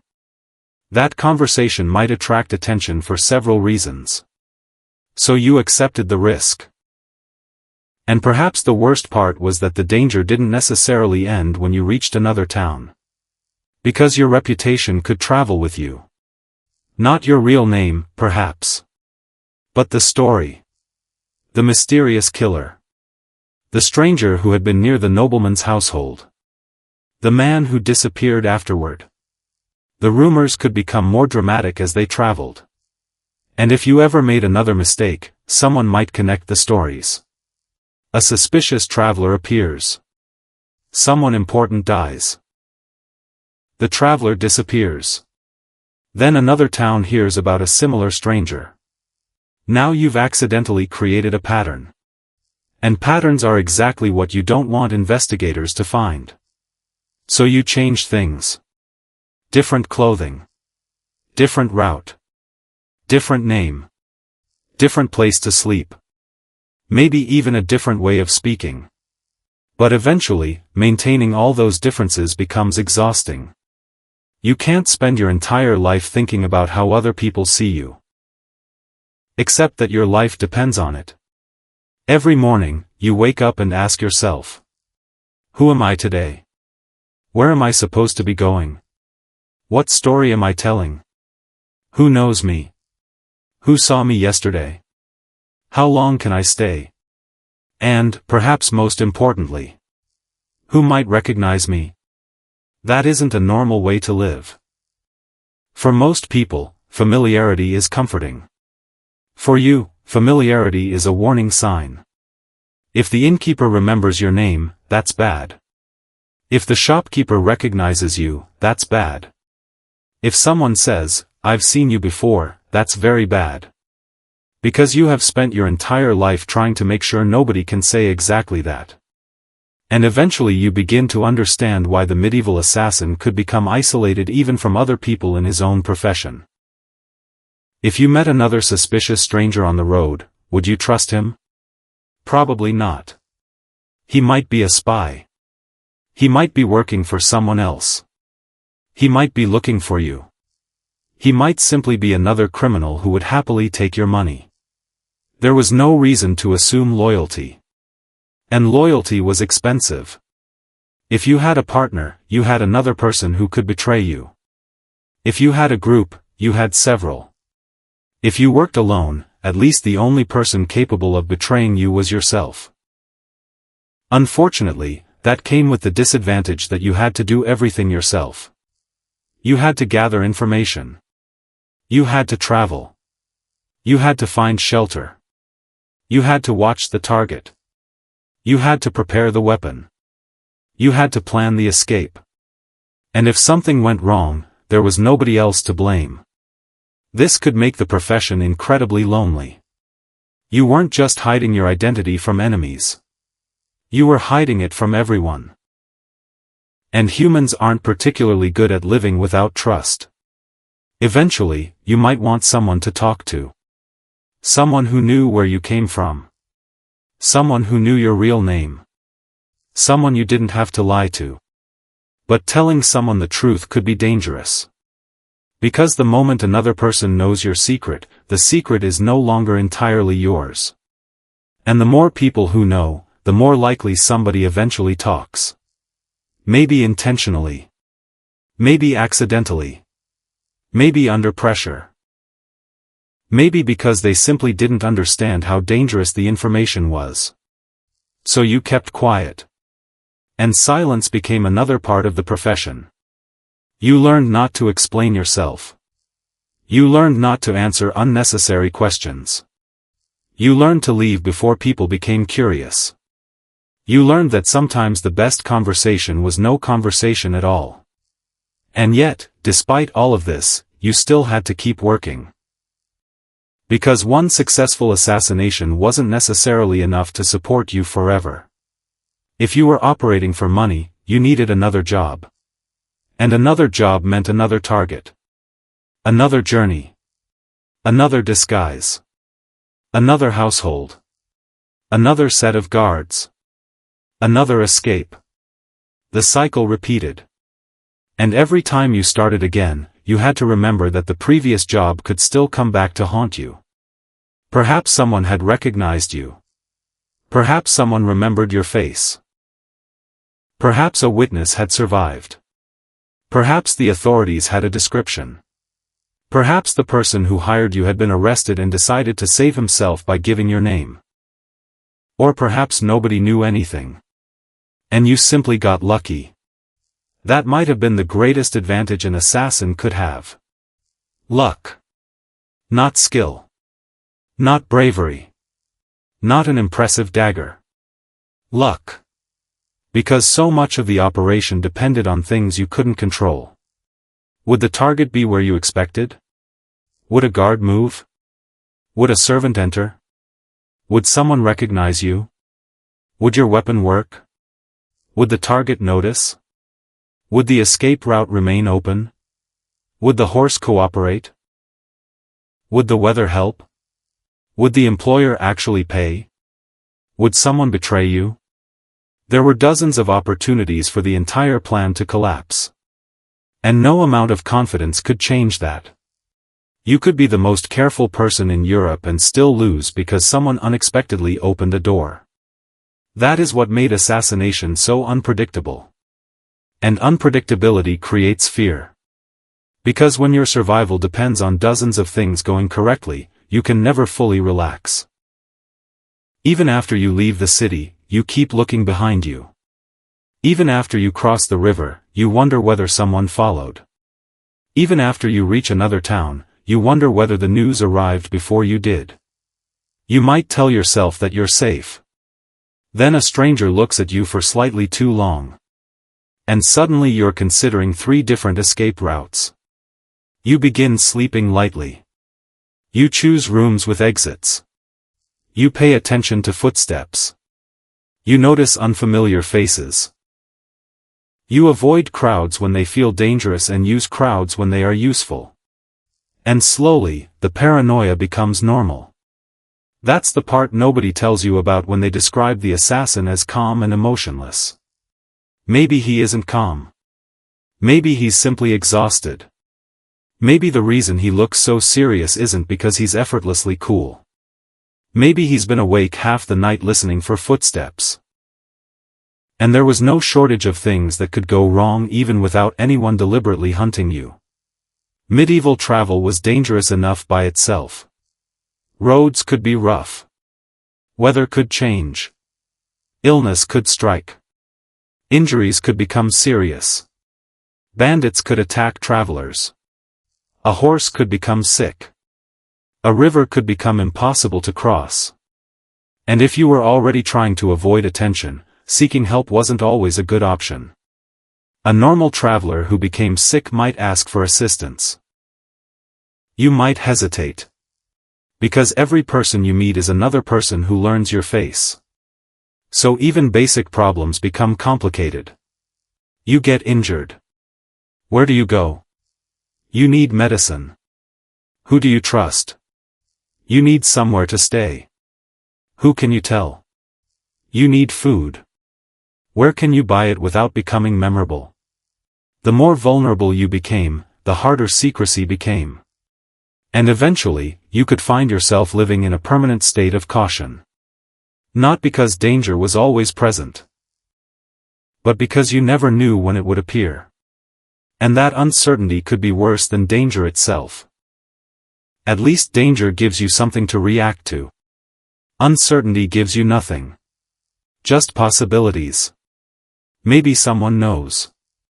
Maybe someone is following. Maybe your employer betrayed you. Maybe the guards have your description. Maybe the stranger at the inn was asking questions. Maybe he wasn't. You never knew. So you kept moving. And perhaps this is why the medieval assassin's greatest enemy wasn't always the sword, the guard, or the law. It was the inability to ever feel completely safe. Because even when you succeeded, you couldn't celebrate. Even when you escaped, you couldn't settle down. Even when you were paid, you couldn't necessarily trust the person who paid you. And even when nobody was looking for you, you couldn't be certain they weren't. You had chosen a profession where success meant that somebody else had lost everything. Which meant that someone, somewhere, was almost certainly going to want revenge.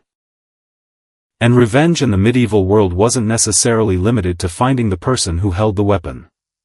People could look for accomplices. They could question servants. They could investigate travelers. They could pressure relatives. They could follow money. They could spread descriptions. And if they couldn't find the assassin, they might punish someone else. That possibility made every job more dangerous. Because now your existence could put other people at risk. And if you cared about anyone, that was another reason to stay away. The safest family was the family you didn't have. The safest friend was the friend who didn't know you. The safest home was the place nobody could connect to you. Which is a rather miserable definition of safety. Eventually, the assassin might become so accustomed to running that standing still felt more dangerous than moving. And that is when the profession stopped being something you did and started becoming something that controlled your entire life. You weren't simply an assassin when you had a contract. You were an assassin when you were buying food. An assassin when you were choosing a room. An assassin when you were crossing a bridge. An assassin when someone asked your name. Because every ordinary moment could become part of the next escape. And there was one final problem waiting for anyone who survived long enough. People remembered stories far longer than they remembered facts. If the assassin became famous enough, the truth about him could disappear completely beneath the legend. The quiet traveler became a shadow. The ordinary knife became a cursed weapon. The successful escape became an impossible disappearance. And the frightened man running through the countryside became a supernatural figure who could supposedly appear anywhere. Which sounds entertaining from a distance. But if you were the person being hunted, there was nothing entertaining about it. Because the more frightening the story became, the more people wanted to believe it. And the more people believed it, the harder it became to simply disappear. Soon, even being an ordinary stranger could be dangerous. Because everyone was looking for a monster. And you were beginning to realize that the safest thing you could possibly be was something much less interesting. Just another person. Just another traveler. Just another face in the crowd. Anything except the man everyone had been warned to find. And if you were beginning to think that becoming just another face in the crowd sounded like the perfect solution, there was one small problem. Crowds weren't always safe. In fact, sometimes a crowd was exactly where you could disappear. And sometimes it was exactly where you could get noticed. A busy medieval market could contain hundreds of people moving in every direction. Merchants shouting. Animals making noise. Children running between stalls. Travelers arguing over prices. Workers carrying goods. People arriving from other towns. People leaving for somewhere else. For someone trying to disappear, this could be useful. Nobody had time to study every face. You could move with everyone else. You could stop at a stall. You could buy something. You could listen to conversations without participating. Then you could leave. Perfect. Except that crowds also created another problem. You couldn't see who was watching you. And you couldn't always see where the exits were. If someone recognized you, the crowd could suddenly become a trap.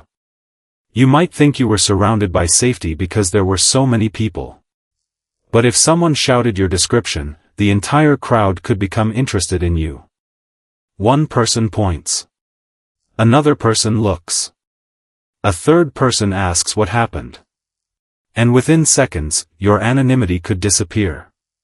The medieval world didn't have cameras recording every street, but it didn't need them. People themselves were the surveillance system.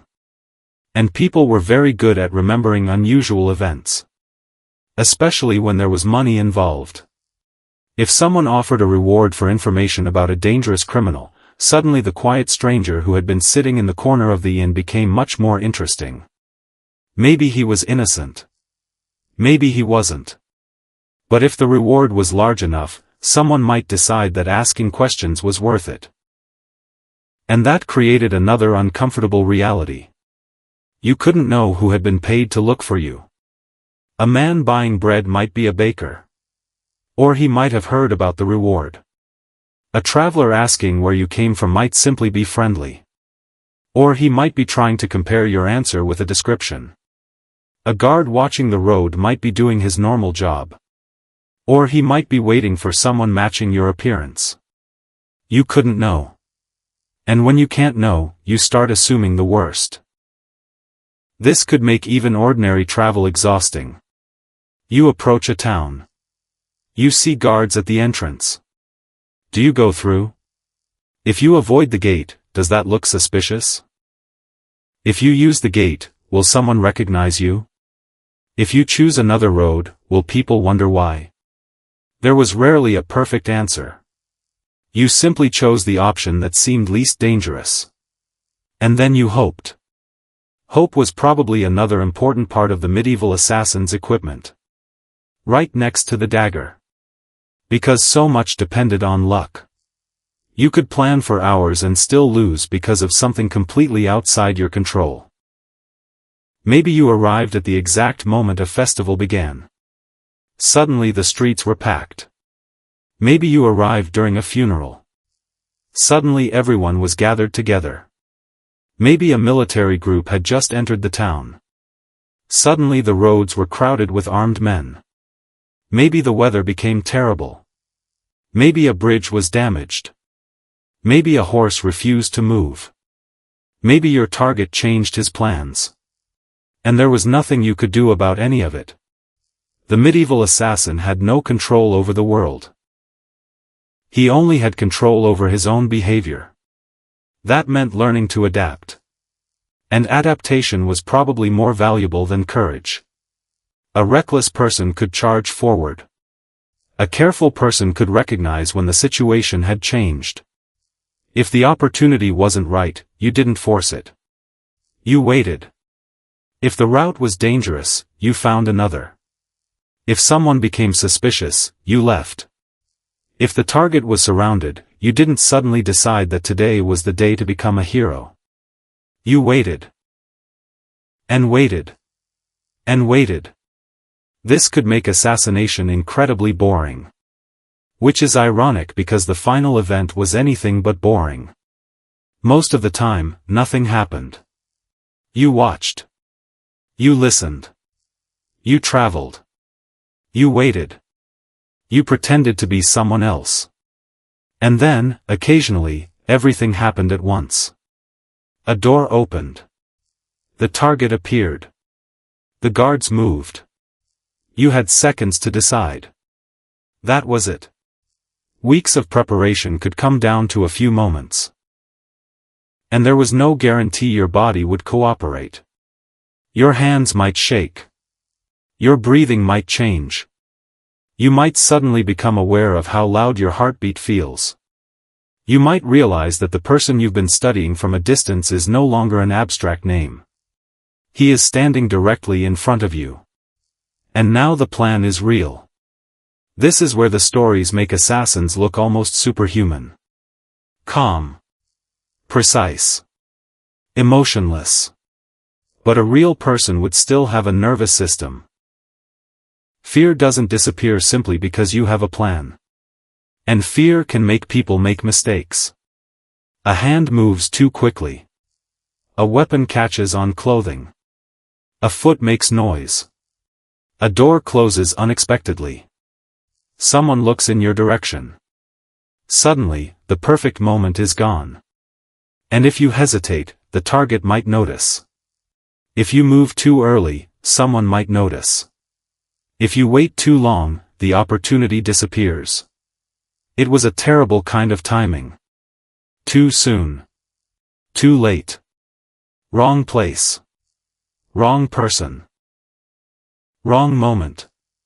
And then there was the possibility that the target himself was more difficult to reach than expected. Perhaps he had guards nearby. Perhaps he rarely traveled alone. Perhaps his servants were unusually loyal. Perhaps he had already heard rumors about a possible threat. If so, your carefully prepared disguise might be useless. The household could become suspicious of everyone. Visitors could be searched. Access could be restricted. People you had previously been able to approach might suddenly be surrounded by guards. The target could change his routine. And now your entire plan had to change with it. This is why assassination could become a waiting game. You weren't simply hunting a person. You were hunting a moment. And moments are difficult to predict. Perhaps the target left the building every morning. Except today. Perhaps he normally ate in a particular room. Except today he had a guest. Perhaps he normally traveled with 2 guards. Except today he had 10. Every routine contained exceptions. And every exception could ruin your plan. This also explains why information was so valuable. Knowing what the target usually did was useful. Knowing what he was going to do tomorrow was much better. But obtaining that information without revealing why you wanted it was difficult. You had to ask questions without sounding interested. You had to observe without staring. You had to listen without participating too much. You had to learn people's routines without becoming part of those routines. It was a strange form of invisibility. You wanted to be present enough to see everything. But absent enough that nobody noticed you. And that was a skill. You might sit in a tavern near the target's usual route. You might listen to travelers. You might watch who came and went. You might notice which guards were regular and which were temporary. You might observe what time certain doors opened. None of these things looked important by themselves. Together, they formed a picture. And the more complete that picture became, the more dangerous the operation could become. Because now you knew exactly what you were waiting for. But knowledge also created another danger. Confidence. Once you believed you understood everything, you might become careless. You might think, I know the guard schedule. I know the target's routine. I know the exit. Nothing can go wrong. That was precisely when something could go wrong. A new guard. A visitor. A changed schedule. A locked door. A sick servant. A sudden announcement. One small change could destroy an entire plan. And medieval life was full of small changes. There was no central system informing everyone that the schedule had changed. Someone simply decided to do something differently. And your plan had to survive that decision. If it didn't, you had to improvise. But improvisation was dangerous. Because your original identity had been carefully constructed. The moment you started making spontaneous decisions, you were more likely to contradict yourself. You might enter somewhere you had no reason to enter. You might speak to someone you weren't supposed to know. You might reveal knowledge that your supposed identity couldn't possibly possess. And suddenly the person who was supposed to be an ordinary traveler knew far too much about the household. That's when suspicion became dangerous. People don't need proof to become uncomfortable. They simply need something that doesn't make sense. And if several things don't make sense at once, they begin asking questions. Questions lead to answers. Answers lead to contradictions. Contradictions lead to investigations. And investigations lead to people looking much more carefully at you. So the best assassin wasn't necessarily the cleverest person in the room. He was the person who didn't force things. If the door was closed, wait. If the target was surrounded, wait. If the guard was suspicious, leave. If the story didn't fit, don't create another story to cover it. Just disappear. That might be the hardest discipline of all. Knowing when not to act. Because an opportunity can look perfect and still be a trap. Maybe the target is alone because the guards are waiting nearby. Maybe the door is open because someone knows you're there. Maybe the servant who suddenly offers to help has another reason for doing so. You never knew. And paranoia could protect you. But too much paranoia could make you incapable of acting. So you had to find the balance. Trust nothing. But don't fear everything. Watch everyone. But don't stare. Move carefully. But don't look like you're moving carefully. It was almost a performance. And the audience didn't know they were watching. Every ordinary action had to appear ordinary. Walking. Eating. Talking. Waiting. Sleeping. Leaving.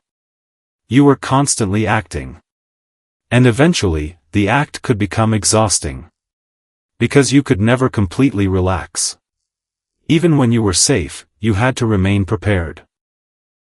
Even when nobody was watching, you had to remember that somebody might be. Even when you reached another town, you had to decide how long you could stay. And then there was sleep. Possibly the least convenient requirement for anyone trying to remain hidden. You have to sleep. But sleeping means you're not watching. And if you are sleeping somewhere unfamiliar, you don't necessarily know who is nearby. You might choose a room near an exit. You might keep your belongings close. You might sleep lightly. But eventually, exhaustion wins. Your body doesn't care about political intrigue.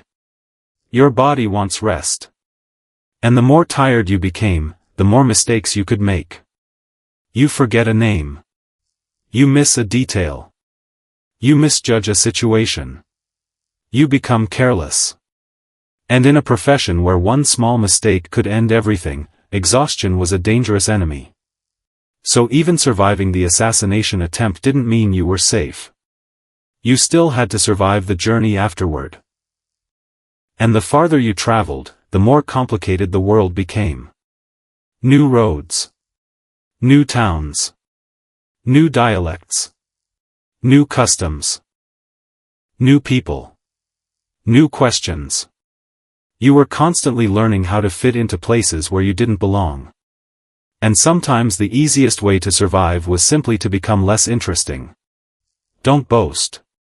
Don't argue. Don't attract attention. Don't make enemies. Don't ask too many questions.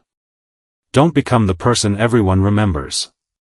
Because when you're being hunted, anonymity is worth more than reputation. And eventually, if you were lucky enough to survive long enough, you might reach a place where nobody had heard of the assassination. No one knew the target. No one knew your name. No one cared where you came from. For the first time in weeks, you could breathe. You could walk through the street without checking every face. You could sit down and eat. You could sleep. Maybe you could even believe that it was over. But then someone at the table beside you begins talking about politics. Someone mentions the murdered nobleman. Someone mentions the mysterious killer. And you suddenly stop eating. Because the story has followed you farther than you expected. The details are wrong. The rumors are exaggerated. But one part is accurate. Someone is still looking. And now you realize something that you probably should have understood from the beginning. You weren't simply escaping a place. You were escaping a story. And stories could travel much farther than any horse. They could cross borders. They could move from tavern to tavern. They could be repeated by merchants, soldiers, pilgrims, and travelers. And every time the story was told, another person could become interested. The assassin who had once been nobody was slowly becoming somebody people were searching for. And the more famous the story became, the harder it would be to disappear completely.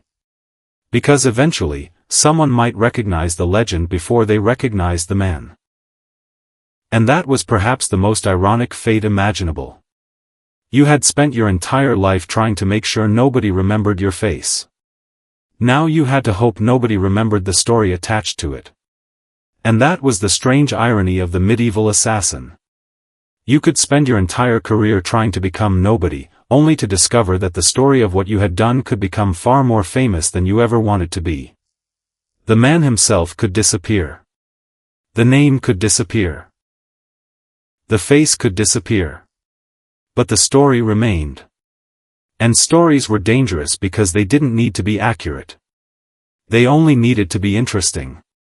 A real assassin might have been tired, frightened, poorly dressed, hungry, and desperately trying to avoid attention. The story might turn him into a figure who never felt fear. A master of disguises. A man who could enter any castle. A killer who never missed. Someone who supposedly knew every secret passage in every fortress. The real person might have spent 3 days waiting in a muddy village because his horse was useless. The story would probably leave that part out. And this is where the medieval world could become especially strange. Because people loved stories about dangerous people. They loved tales of betrayal, revenge, mysterious deaths, secret plots, and powerful rulers suddenly discovering that their enemies could reach them. An assassination was never just a death. It was a political event. People wanted to know why it happened. Who ordered it? Who benefited? Who was responsible? And if nobody knew the answer, everyone had an opinion. One person blamed a rival noble. Another blamed a foreign ruler. Someone else blamed a religious enemy. And eventually somebody blamed the mysterious stranger who had supposedly been seen nearby. It didn't matter whether the stranger actually had anything to do with it. Once suspicion had a direction, the story could grow around it. And for the assassin, that meant something terrifying. You could be innocent of crimes you hadn't committed while being guilty of the one crime everyone was already talking about. Imagine walking into a town where people are whispering about a recent murder. You listen quietly. At first, the details sound completely wrong. The victim was supposedly attacked by 3 men. Then someone says there was only one. Someone else claims the killer escaped through a window. Another person says he disappeared into the crowd. Someone swears the killer was dressed as a monk. Another insists he looked like a soldier. Nobody actually knows. But everybody has heard something. And now you have to decide whether to stay silent or leave. If you leave immediately, perhaps someone notices. If you stay, perhaps someone remembers you. So once again, you're forced to choose between 2 bad options. This was the recurring theme of the assassin's life.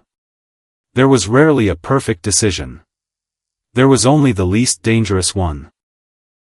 And that could become exhausting. Because every ordinary activity became a calculation. Where to sleep? Where to eat? Which road to take? Who to talk to? How much to say? When to leave? What to carry? Who to trust? And even how to react when someone mentions the very crime you're trying to escape. You couldn't simply behave strangely. That would attract attention. But you couldn't appear too interested either. Imagine sitting in an inn while several travelers discuss the murder of a nobleman. You know more about that murder than anyone else in the room. You know how it happened. You know where you were. You know who paid you. And possibly you know why. But you have to sit there pretending that the entire conversation is completely uninteresting. Someone turns toward you. What do you think? You shrug. Terrible business. That's it. Nothing more. Because every extra sentence is another opportunity to reveal something. And the temptation to correct people would probably be enormous. No, that's not how it happened. Congratulations. You have just become the most interesting person at the table. Silence was therefore a kind of armor. The less you said, the fewer contradictions you created. But silence had another disadvantage. People sometimes find very quiet strangers suspicious. So you had to speak enough to appear normal. Not too much. Not too little. Just enough. Another performance. Another balancing act. And eventually you might realize that your entire existence had become one long exercise in controlling how other people perceived you. You weren't simply walking. You were walking like the person you claimed to be. You weren't simply speaking. You were speaking with the right accent, the right vocabulary, the right confidence. You weren't simply eating. You were eating like someone of the social class you were pretending to belong to. You weren't simply traveling. You were traveling toward the destination your fictional identity required. The disguise had stopped being clothing. It had become a complete personality. And maintaining a personality that wasn't yours was exhausting. Especially when you were tired. Especially when you were frightened. Especially when someone asked an unexpected question. That's when mistakes happened. Maybe you accidentally used your real name. Maybe you forgot which town you claimed to come from. Maybe you recognized someone you were supposed to have never met. Maybe you knew something you shouldn't know. Maybe you reacted too strongly when someone mentioned the assassination. Any one of these could create suspicion. And suspicion didn't always disappear just because you explained yourself. Sometimes explaining made it worse. You give one answer. Then another person asks the same question differently. Your answer changes slightly. Now they notice. Didn't you say something else earlier? You smile. You explain. They continue watching. Now you're sweating. Excellent. Nothing makes a person look innocent quite like sweating through an increasingly complicated explanation. And if the questioning became serious, the situation could become extremely dangerous. You couldn't rely on modern legal protections in the way a modern person might expect. Your treatment could depend heavily on who you were, where you were, who had accused you, and how powerful the people involved were. And if the accusation concerned an important political figure, the authorities might have every reason to take it seriously. You could potentially become trapped between competing powers. One side wanted information. Another side wanted silence. And you were the person standing in the middle. This is where the assassin's relationship with his employer became especially dangerous. If the employer was powerful enough to arrange a killing, they were powerful enough to influence what happened afterward. Maybe they protected you. Maybe they abandoned you. Maybe they denied knowing you. Maybe they sent someone to help you escape. Or maybe they decided that the safest solution was to make sure nobody could ever ask you questions. You couldn't know.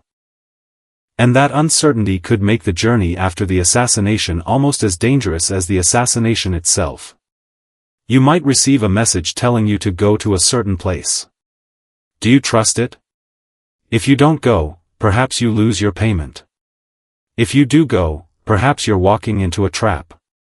Again, no perfect choice. Just probabilities. And this is one reason secrecy could become so extreme. You didn't necessarily want to know everything about the operation. The less you knew, the less information you could reveal if captured. If you were only told the target's name and the basic objective, you couldn't expose much. If you knew the entire political conspiracy behind the assassination, you became far more valuable to anyone who wanted information. So sometimes ignorance was protection. You didn't know who the final employer was. You didn't know exactly why the target had to die. You knew only what you needed to know. Then you disappeared. That sounds efficient.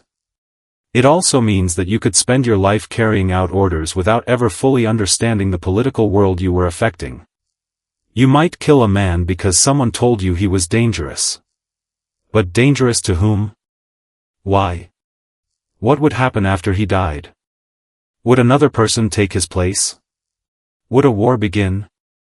Would a family seek revenge? Would the person who ordered the killing become more powerful? You might never know. You were simply the person who carried out one part of a much larger game. And powerful people could play that game from a very comfortable distance. They might never touch the weapon. They might never enter the castle. They might never meet the target. They could simply send a message. And someone else would take the risk. That was the true imbalance of assassination. The person with the most to gain did not necessarily face the most immediate danger. The person holding the weapon did. You were the visible part. They were the invisible part. And if everything went wrong, you were the person everyone could see. This could make the assassin suspicious of everyone involved. The messenger. The intermediary. The employer. The person providing the escape route. Even the person paying you. Because once you understood how useful your silence was to other people, trust became difficult. And perhaps that was why the most successful assassin was not necessarily the most violent person. It was the most cautious one. The person who knew when to refuse a job. The person who recognized a trap. The person who understood that an easy opportunity could be too easy. The person who knew when an employer was asking for too much. Because sometimes the safest assassination was the one you never attempted. You could look at a target and realize that getting close was possible. But escaping afterward was not. You could look at the payment and realize that it wasn't worth the risk. You could realize that too many people knew about the plan. Or that the employer seemed nervous. Or that the target had suddenly increased security. Walking away could be the smartest decision. Of course, walking away from a dangerous employer wasn't necessarily easy either. If someone had already paid you to do something, refusing could create another problem. You might know too much. They might wonder whether you would tell someone else. And now you were back where you started. Trying to remain invisible. Trying to avoid becoming a problem. Trying to make sure nobody had a reason to remember you. The entire profession seemed designed around one paradox. You needed to be capable enough to accomplish something extraordinary. But you needed to remain ordinary enough that nobody noticed you. You needed courage. But too much confidence could get you killed. You needed information. But knowing too much could make you dangerous to your employer. You needed allies. But allies could betray you. You needed money. But money could expose you. You needed a reputation if you wanted more work. But a reputation made you easier to identify. Everything had a cost. And eventually, the assassin could become trapped by his own reputation. If people believed you were extremely capable, employers might pay more. But powerful enemies might also start looking for you. If you became known as the person who could reach heavily protected targets, the very people you wanted to avoid would become interested in finding you. You had become valuable. And being valuable is not always the same thing as being safe. A famous assassin couldn't simply become anonymous again. People would recognize the name. They might recognize the methods. They might remember the stories. And if they knew what kind of work you did, they might watch for you. The very success that built your reputation could eventually destroy your greatest protection. Anonymity. So perhaps the smartest assassin was not the one whose name appeared in every story. Perhaps it was the one whose name never appeared at all. The one who completed a job and vanished. The one nobody could describe accurately. The one whose employer couldn't even prove had been involved. The one who left no dramatic signature. No mysterious symbol. No theatrical message. Nothing. Just an unexplained death and an unanswered question. And that brings us to one of the strangest things about medieval assassination. For all the stories about secret killers, many deaths were probably much less mysterious than later legends make them sound. Politics was violent. Power was unstable. People had enemies. And sometimes, unfortunately, the simplest explanation was the correct one. Someone wanted another person gone. Someone found a way to make that happen. And then everyone else tried to figure out who was responsible. But when nobody knew, the empty space was quickly filled with stories. And those stories could survive for centuries. The real assassin might have been forgotten completely. His fears. His hunger. His bad roads. His uncomfortable clothes. His terrible nights of sleep. His nervous waiting. His endless travel. All of that could disappear. What remained was the legend. The mysterious killer. The shadow. The stranger. The man who could supposedly walk through a castle unseen. And perhaps, somewhere along the way, the most important detail disappeared too. He was still just a human being. A human being who could make mistakes. A human being who could get tired. A human being who could be frightened. A human being who could become sick. A human being who could be betrayed. And a human being who could die just as easily as the people he was hired to kill. Because the medieval world was not a place where assassins were guaranteed to win. Sometimes the target survived. Sometimes the assassin was caught. Sometimes the employer betrayed him. Sometimes the plan simply failed. And sometimes nobody ever discovered what happened. Which meant that beneath all the legends, the profession was less about being an unstoppable killer and much more about surviving a world where almost everything could go wrong. And if you were lucky enough to survive one job, you still had to face the same question all over again. Where do you go now? Who can you trust? How long can you stay? And how do you disappear before someone realizes that the ordinary traveler standing in front of them isn't ordinary at all? And how do you disappear before someone realizes that the ordinary traveler standing in front of them isn't ordinary at all? That question could follow you for the rest of your life. Because disappearing once was difficult. Disappearing repeatedly was a completely different problem. The first time, you might be lucky. The second time, you might be careful. But after enough jobs, enough journeys, enough false names and enough people who had seen your face, the chances of something going wrong began to pile up. And eventually, one tiny mistake could connect everything. Perhaps someone recognized your voice. Perhaps an old acquaintance happened to pass through the same town. Perhaps someone remembered the particular way you dressed. Perhaps you stayed at an inn where another traveler had seen you years earlier. Or perhaps you simply became tired. That last one sounds insignificant. It wasn't. Exhaustion could destroy an otherwise careful plan. You forget a name. You answer too quickly. You leave something behind. You take the wrong road.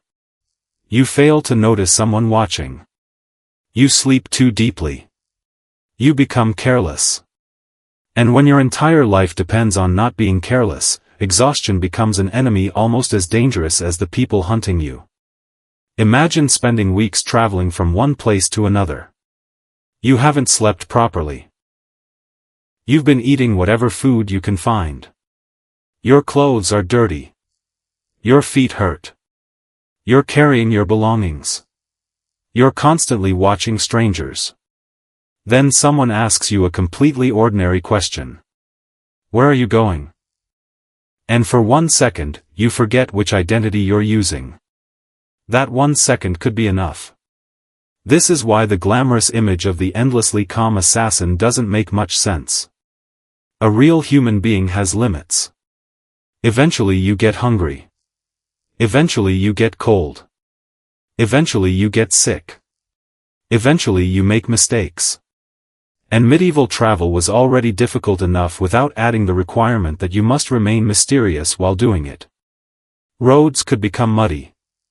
Rain could slow you down. Snow could make travel dangerous. Rivers could become difficult to cross. Bridges could be crowded. And if you were trying to avoid major roads because someone might be looking for you, your journey could become even longer. You couldn't simply look at a map and choose the fastest route. The safest route and the fastest route were often completely different things. A busy road might be faster but full of witnesses. A quiet road might be safer but take much longer. A town might offer food and shelter but also guards and questions. A remote area might offer privacy but no supplies. Every decision had a trade-off. And sometimes the best decision was simply to keep moving. That meant the assassin's life could become a strange combination of extreme caution and constant improvisation. You planned everything. Then reality ruined your plan. You adjusted. Then something else happened. You adjusted again. Eventually, you weren't following a plan anymore. You were simply trying to stay alive. And perhaps that is why some of the most important skills had nothing to do with weapons. Reading people mattered. Knowing when someone was suspicious mattered. Understanding when a conversation had gone too far mattered. Knowing when to leave mattered. And knowing when someone was lying mattered even more. Because you were not the only person capable of deception.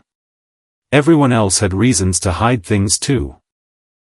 A merchant might lie about the price of something. A traveler might lie about where he came from. A noble might lie about his political intentions. A messenger might carry information that wasn't meant for you. And an employer might lie about why they wanted someone dead. You had to assume that everyone had a story. The problem was figuring out which stories were true. And if you were working for powerful people, you might never receive the full story yourself. Perhaps you were told that the target was a traitor. Perhaps you were told that he had betrayed his lord. Perhaps you were told that he was dangerous. Maybe all of it was true. Maybe none of it was. You were being paid to act, not investigate. And that could create an uncomfortable moral problem. Because the target was still a person. He had a family. Friends. Servants. People who trusted him. People who might not know anything about the political conflict surrounding him. From your perspective, he might simply be a name. From someone else's perspective, he could be a father, brother, husband, son, friend, or employer. The stories rarely focus on those people. They focus on the assassin. The target. The politics. The dramatic moment. But after the killing, there were ordinary people left behind. A household still had to function. A family still had to grieve. Servants still had to wake up the next morning. And political rivals still had to decide what happened next. Because assassination rarely solved everything. It usually created another problem. Remove one powerful person, and someone else had to take his place. Kill one rival, and another rival might appear. Remove a military commander, and his followers might seek revenge. Kill a nobleman, and his family might become your enemy. The assassin might believe the job is finished. Politics might disagree. And this was one of the reasons powerful people sometimes feared assassination so much. The danger wasn't simply death. It was uncertainty.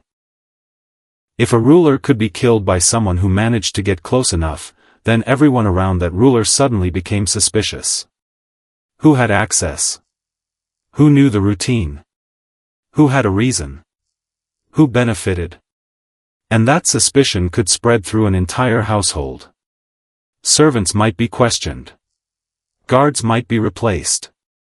Visitors might be searched. Trusted advisors might become suspects. Friends might suddenly look like enemies.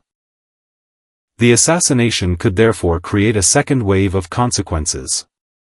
And you, somewhere far away, might still be connected to it. You might think you had escaped. But the political consequences could keep expanding. Perhaps a rival family demanded revenge. Perhaps the ruler ordered a wider investigation.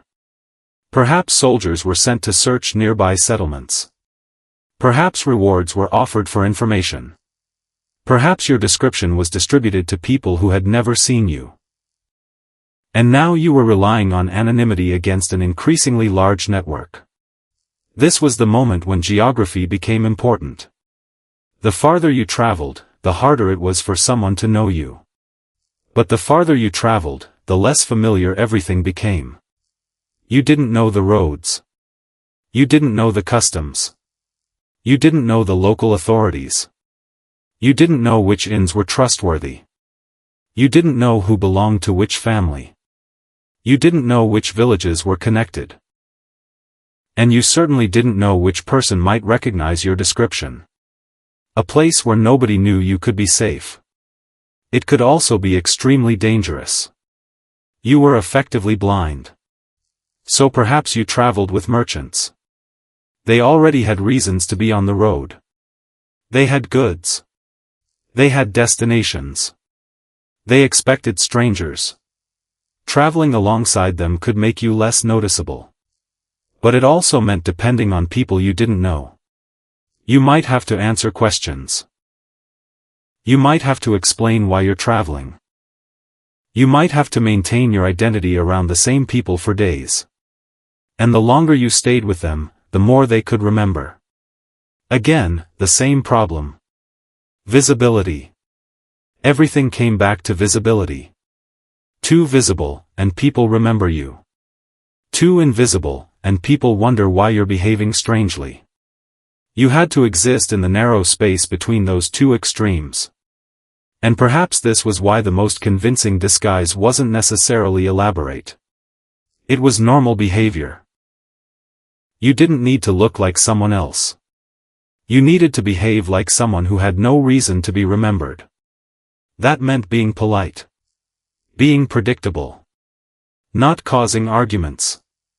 Not showing off. Not asking strange questions.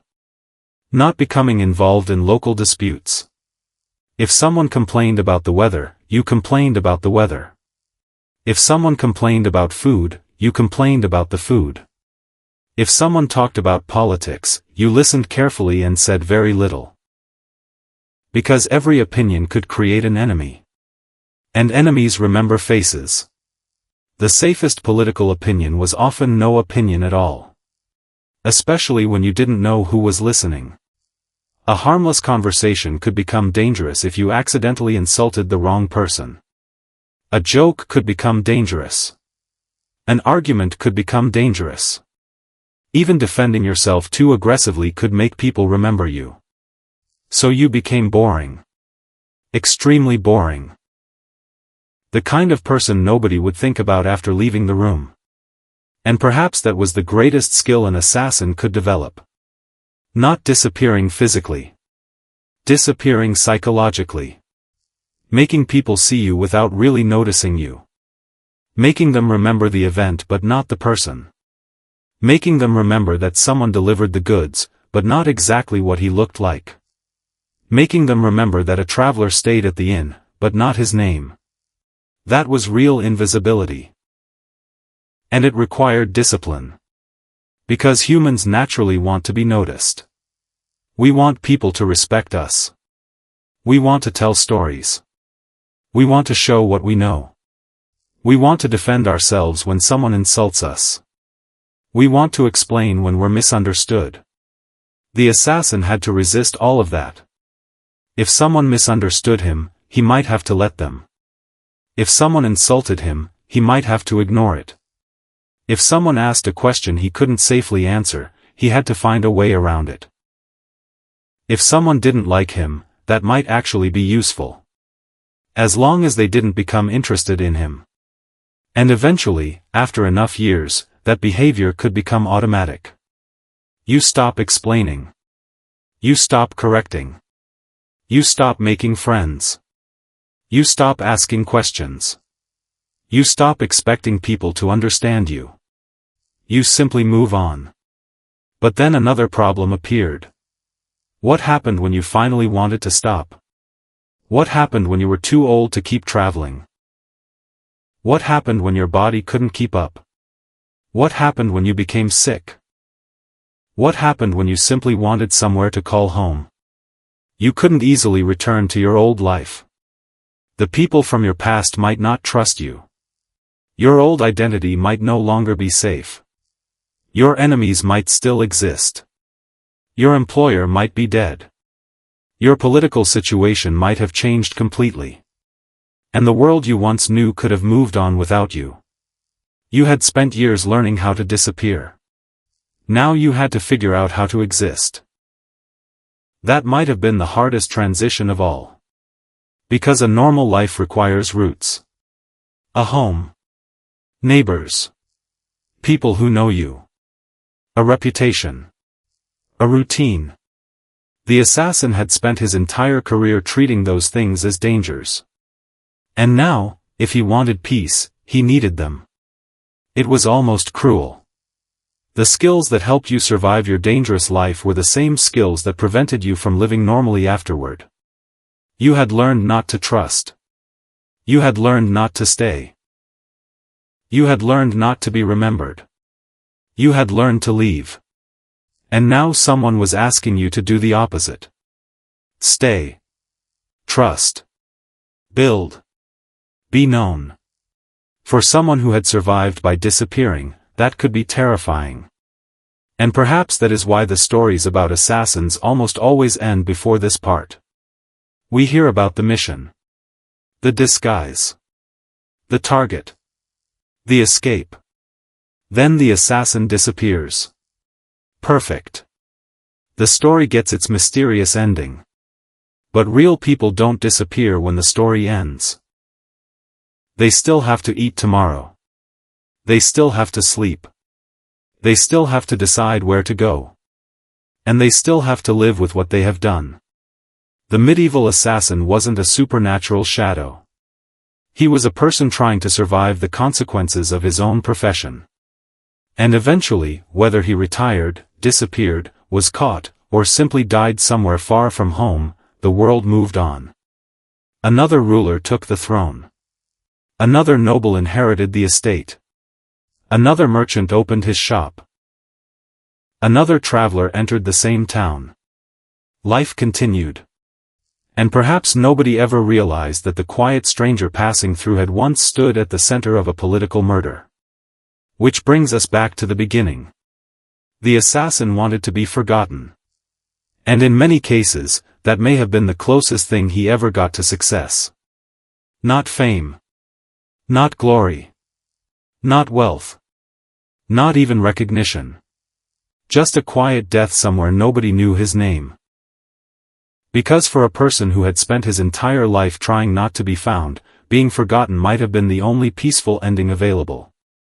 Because for a person who had spent his entire life trying not to be found, being forgotten might have been the only peaceful ending available.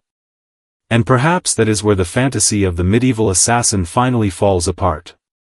We tend to imagine the profession as a sequence of exciting moments. A secret meeting. A mysterious payment. A dangerous journey. A heavily guarded castle. A perfectly timed strike. Then a dramatic escape into the night. But most of the life surrounding those moments would have been much less exciting.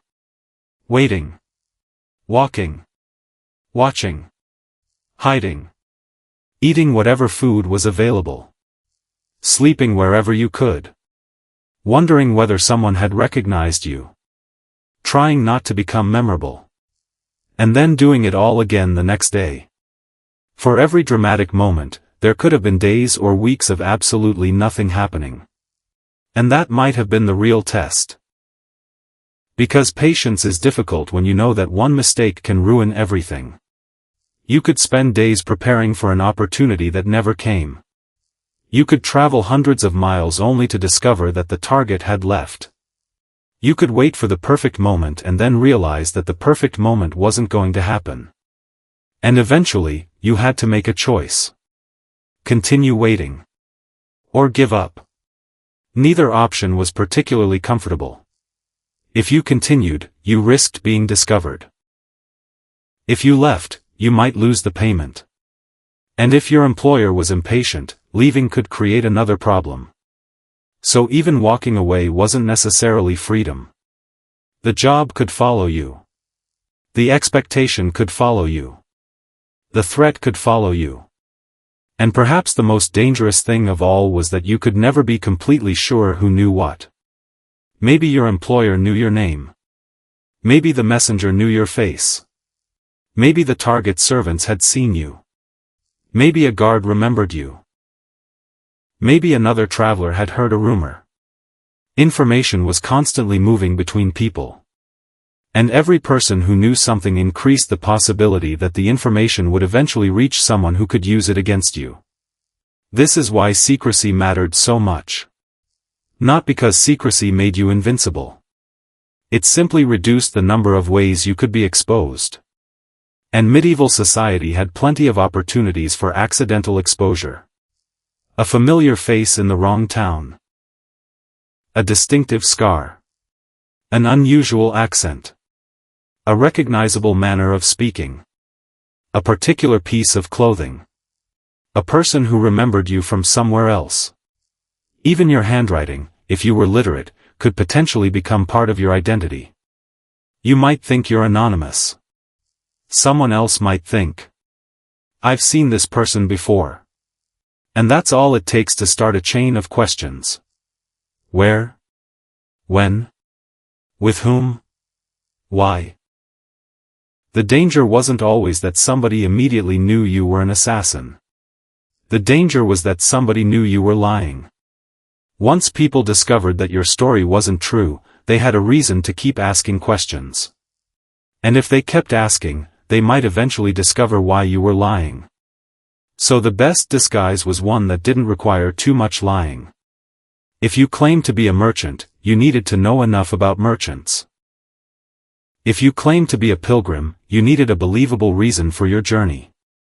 If you claimed to be a servant, you needed to behave like someone who had spent time in that world. The more complicated the identity, the more fragile it became. Simple stories were easier to remember. And easier to maintain. You came from somewhere. You were going somewhere else. You had a reason. That was enough. At least until someone asked another question. Then another. And another. Eventually, every false identity reaches a point where it needs supporting details. And details create opportunities for mistakes. That's why disappearing completely was so difficult. You couldn't simply become invisible. You had to become believable. And being believable required understanding the world around you. The clothes people wore. The way they spoke. The way they behaved. The things they considered normal. The things they considered strange. A person could give themselves away without realizing it. Maybe they used the wrong word. Maybe they behaved too confidently around weapons. Maybe they didn't understand a local custom. Maybe they seemed too comfortable in places where an ordinary traveler would be nervous. Small things. Tiny things. But suspicion often begins with tiny things.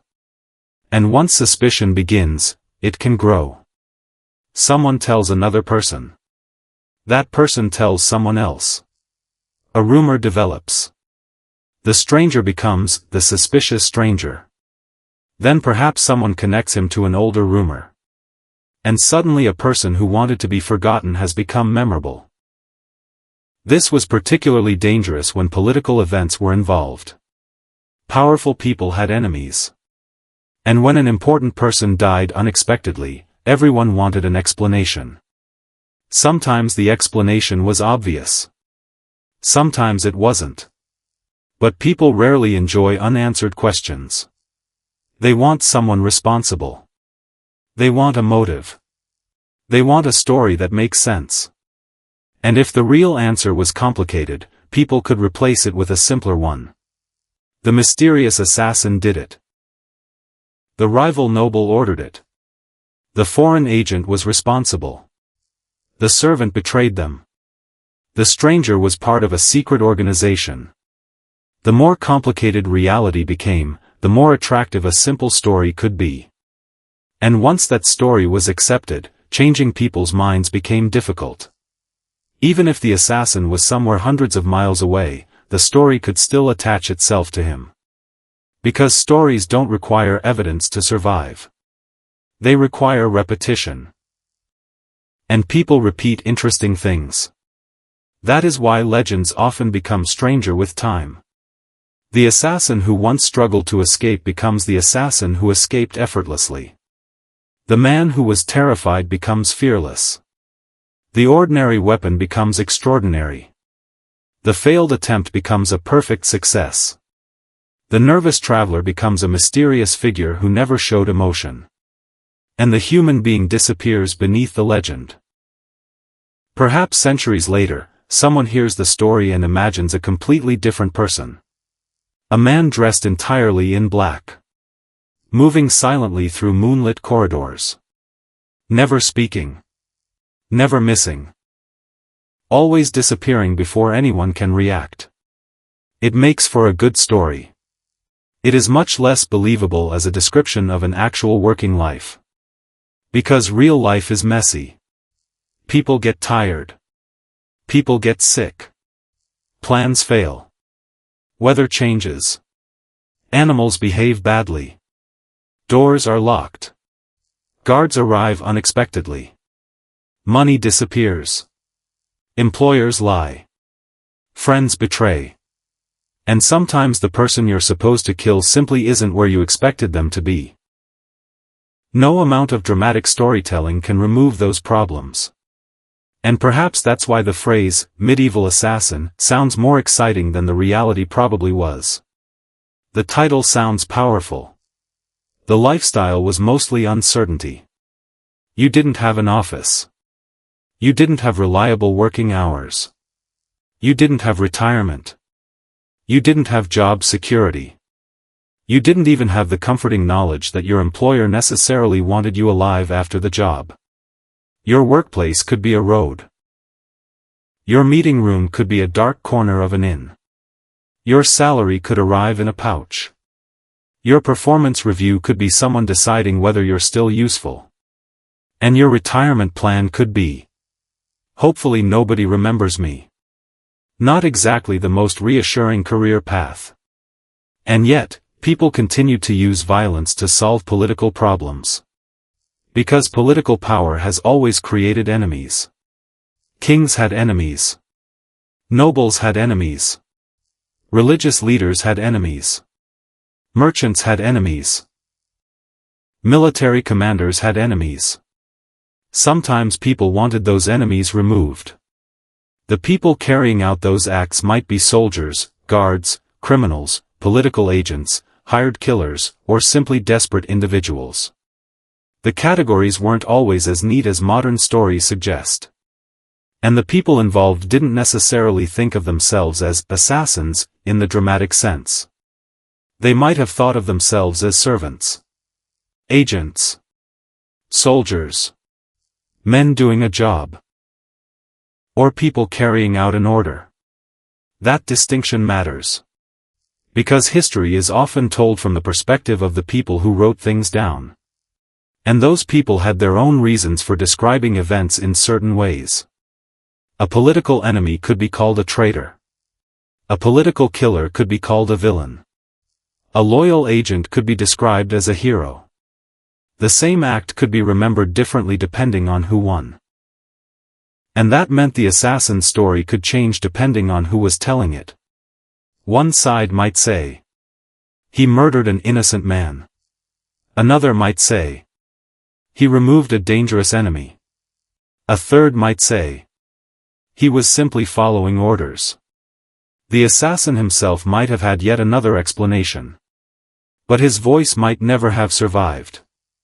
And that is perhaps one of the most interesting things about these stories. The person who actually carried the weapon may be the person we know the least about.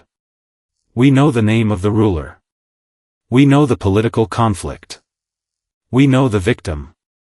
We know who benefited. But the person who physically carried out the act may disappear into the background. Just another name. Or no name at all.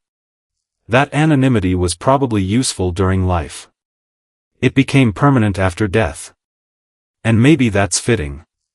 Because the assassin's greatest professional achievement was not becoming famous. It was becoming forgettable. The less anyone remembered about him, the better. And if he lived long enough to leave the profession, perhaps the best thing he could do was continue that tradition. No stories. No boasting. No memoir. No dramatic confession.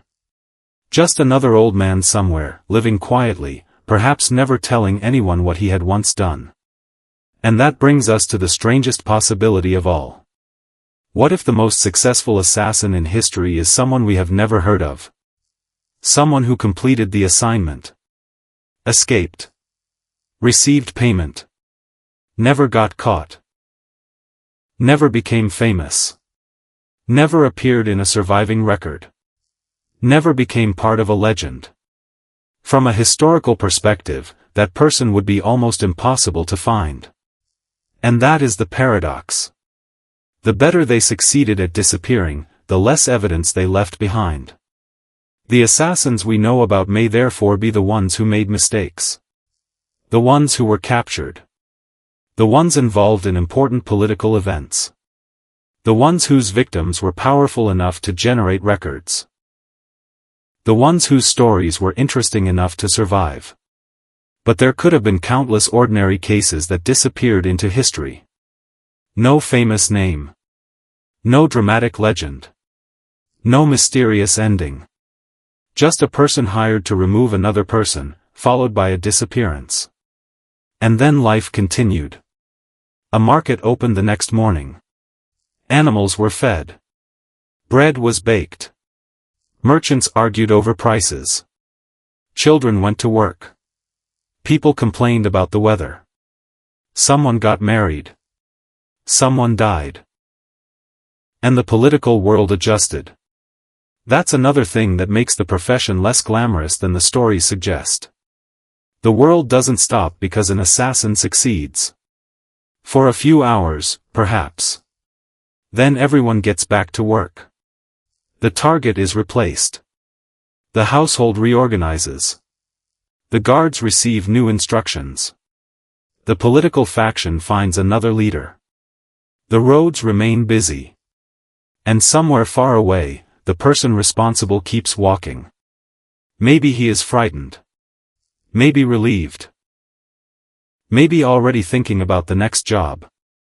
Maybe wondering whether he will ever be able to stop. Because once you've spent years surviving by staying hidden, returning to ordinary life isn't simple. You have learned to distrust. You have learned to leave. You have learned to watch. You have learned to lie. You have learned that a friendly face can become dangerous. And those lessons don't disappear simply because you no longer need them. You carry them with you. Perhaps you carry them until the end of your life. And so, when we imagine the medieval assassin, perhaps we should imagine something less cinematic. Not a perfect killer. A person who looks ordinary. Someone nobody would remember. He doesn't know who is watching. He doesn't know whether his employer will keep his promise. He doesn't know whether the next town will be safe. He doesn't know whether the story of what happened has already reached the place he's going. And he certainly doesn't know whether the person behind him is simply another traveler. So he keeps walking. Not because he's fearless. Because stopping is worse. The road continues. The town gets smaller behind him. The next one is somewhere ahead. And for tonight, at least, nobody knows his name. Which, for a medieval assassin, might have been the closest thing to a good night's sleep. And for tonight, at least, nobody knows his name. Which, for a medieval assassin, might have been the closest thing to a good night's sleep. But eventually, even the longest road comes to an end. The traveler reaches another town. The sun is going down. The gates are closing. People are carrying baskets home. Merchants are packing away their goods. A few tired travelers are looking for somewhere to sleep. And among them is one more ordinary-looking man. Nobody knows where he came from. Nobody knows where he's going. Nobody knows what he has done. And perhaps, after everything, that is exactly how he wants it. He finds an inn. He pays for a room. He eats. He says very little. And when the innkeeper asks his name, he gives the name he has been using for the last few months. The innkeeper doesn't recognize it. Good. The innkeeper doesn't recognize it. Good. For once, nothing happens. No suspicious question. No sudden silence. No guard appearing at the door. Just another traveler arriving after sunset. You finish your meal and return to your room. The room is small. The bed is uncomfortable. The air smells faintly of smoke and damp wood. But it doesn't matter. After weeks of roads, strange faces, and constant uncertainty, an uncomfortable bed can feel almost luxurious. You close the door. You check the room. You listen. Nothing. For the first time in a long while, you don't need to leave immediately. You don't need to watch the road. You don't need to memorize another person's face. You don't need to prepare an explanation. You can simply sit. And perhaps that is when the reality of your life finally catches up with you. Because when you're constantly moving, you don't have much time to think. There is always another road. Another town. Another decision. Another danger. But when everything becomes quiet, memories have a way of returning. The faces of people you met. The places you left. The names you used. The promises you made. The promises made to you. The jobs that went perfectly. The jobs that almost failed. The people who trusted you. The people who feared you. And the people whose names you still remember even though you wish you didn't. You might wonder whether you were ever really in control. Perhaps you told yourself that you were. Perhaps that was necessary. A person who believes they have no control over their own life might not survive very long in a dangerous profession. So you convinced yourself that every decision was yours. Every road. Every disguise. Every job. Every escape. But maybe the truth was more complicated. You were still dependent on other people. The person who hired you. The person who carried the message. The person who provided information. The person who promised payment. The person who knew where you could hide. The person who kept silent. Your entire secret life depended on a chain of people who had their own interests. And chains can break. One person talks. One person lies. One person disappears. One person changes sides. And suddenly your carefully constructed life begins falling apart. That is perhaps the most uncomfortable lesson of all. You could be extremely careful and still depend on luck. You could plan everything and still be betrayed. You could disappear perfectly and still be recognized by someone who happened to remember your face. You could travel hundreds of miles and still find your past waiting for you. Because you can't outrun everything. Some things travel with you. Your memories. Your habits. Your fears. Your reputation. And perhaps, eventually, your guilt. The medieval world had no shortage of religious beliefs about guilt, punishment, forgiveness, and the fate of the soul. A person who had spent years killing others could not simply assume that the consequences ended when the job was finished. Whether you were deeply religious or not, the society around you was filled with ideas about sin, judgment, confession, and the afterlife. That meant an assassin might carry another kind of fear. Not fear of guards. Not fear of enemies. Not fear of betrayal. Fear of what happened after death. And unlike an angry nobleman or a suspicious guard, that was an enemy you couldn't escape by changing towns. You could change your name. You could change your clothes. You could cross a border. But you couldn't escape your own memory. Perhaps that was why some people eventually tried to leave violent lives behind. Not because they suddenly became harmless. But because they became tired. Tired of running. Tired of lying. Tired of watching every stranger. Tired of wondering whether someone had recognized them. Tired of waking up and immediately asking, "Am I safe?" There is only so long a person can live like that. Eventually, even fear becomes exhausting. And maybe the desire for a normal life becomes stronger than the desire for another payment. A small room. A regular meal. A place where someone knows your name. A bed you don't have to leave before sunrise. A door that doesn't need to be checked 3 times. A morning where you don't immediately wonder who might be looking for you. Those things sound incredibly ordinary. But after years of uncertainty, ordinary can feel extraordinary. Perhaps that is the biggest difference between the fantasy and the reality. The fantasy of the assassin is built around excitement. The reality, if you strip away the legend, is built around wanting peace. Not glory. Not fame. Not adventure. Peace. A quiet road. A safe room. A meal without suspicion. A night without footsteps outside the door. And maybe, eventually, a place where you can finally stop using a false name. Imagine that. Someone asks, "What is your name?" And for the first time in years, you don't have to think before answering. You can simply say it. No calculation. No hesitation. No invented story. Just your real name. That small moment might mean more than all the money you ever earned. Because after years of hiding, being known by someone can feel like freedom. Of course, we don't know how often assassins actually experienced such an ending. Historical records are incomplete. Many people who lived ordinary lives left little evidence behind.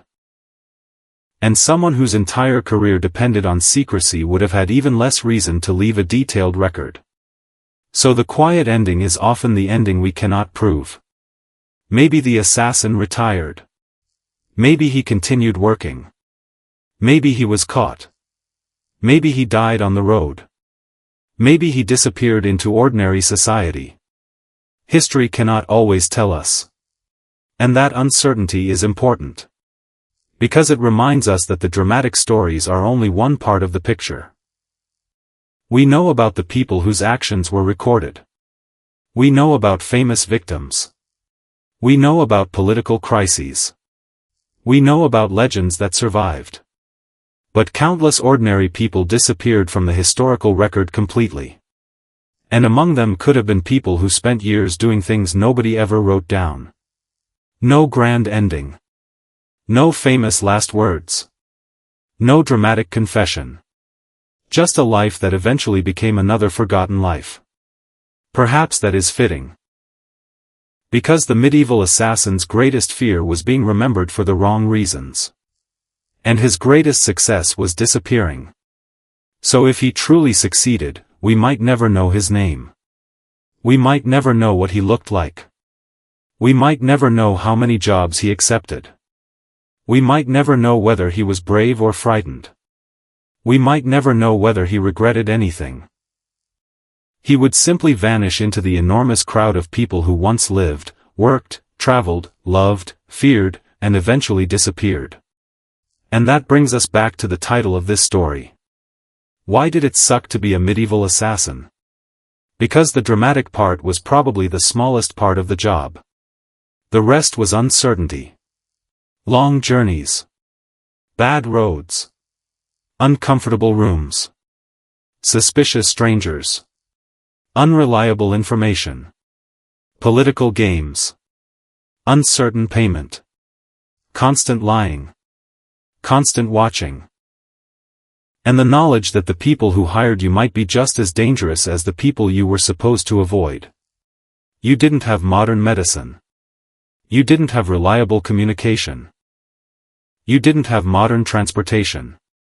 You didn't have modern forensic science. And you certainly didn't have a convenient button that allowed you to disappear from everyone's memory. You had your instincts. Your ability to read people. Your patience. Your luck. And whatever weapon you happened to carry. That was it.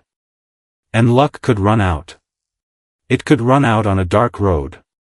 In an unfamiliar town. At the wrong inn. During the wrong conversation. Or simply because someone remembered your face. So perhaps the most successful assassin wasn't the person who became the greatest killer. It was the person who eventually realized that the safest job was the one that allowed him to stop. To put down the weapon. To stop traveling. To stop lying. To stop looking over his shoulder. To become ordinary.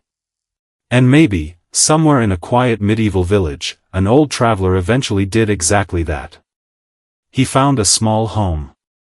He bought food from the same market. He spoke to the same neighbors. He complained about the weather. He watched children grow up. He became the familiar old man everyone knew but nobody found particularly interesting. Perhaps nobody ever learned what he had once done.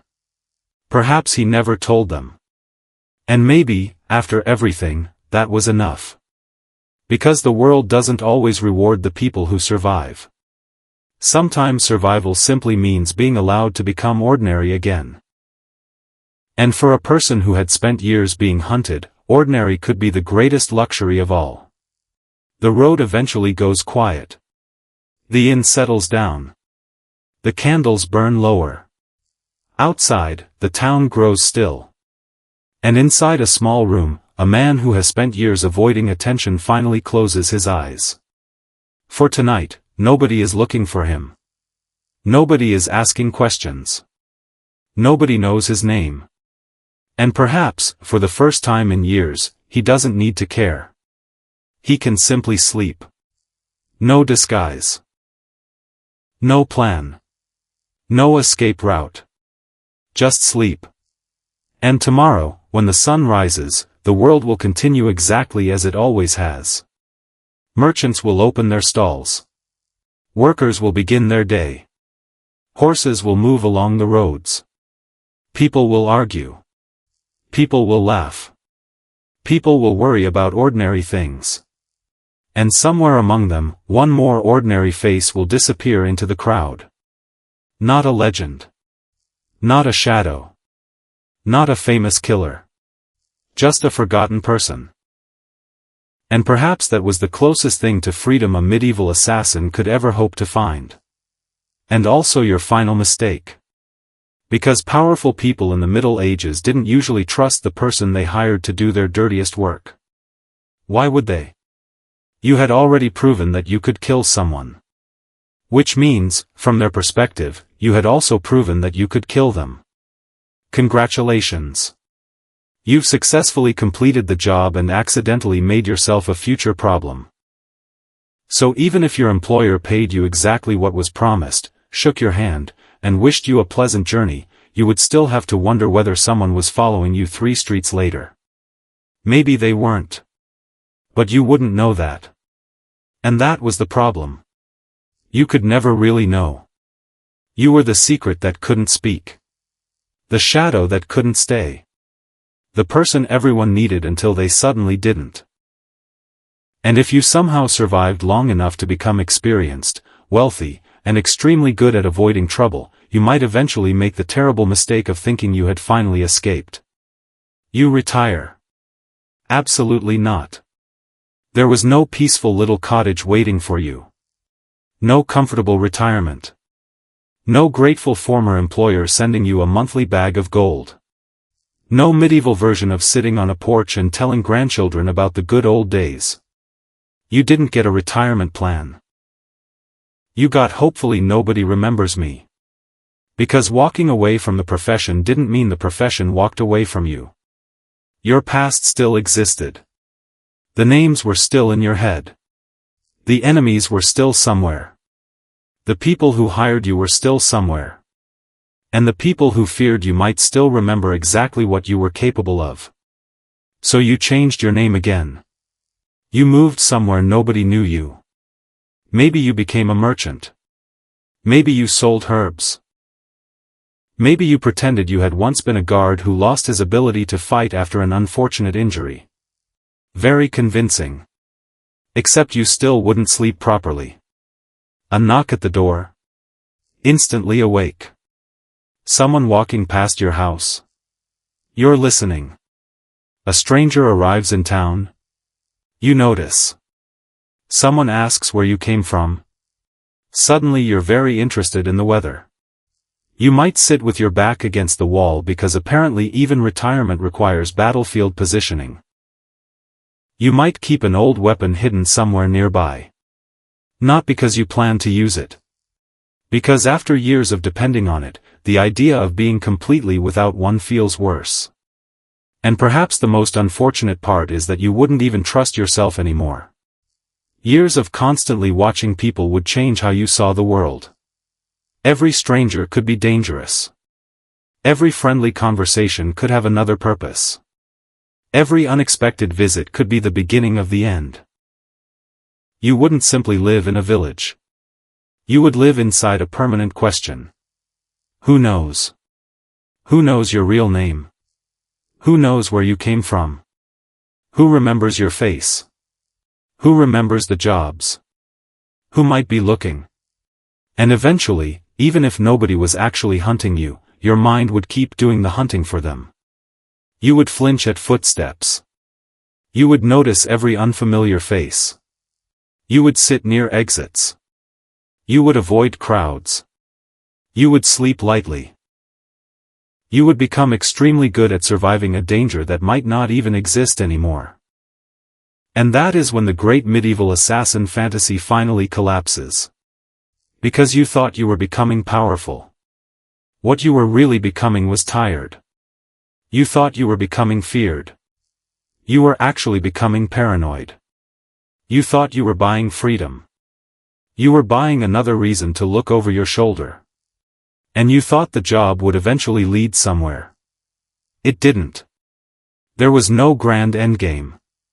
No final promotion. No throne. No legendary fortune.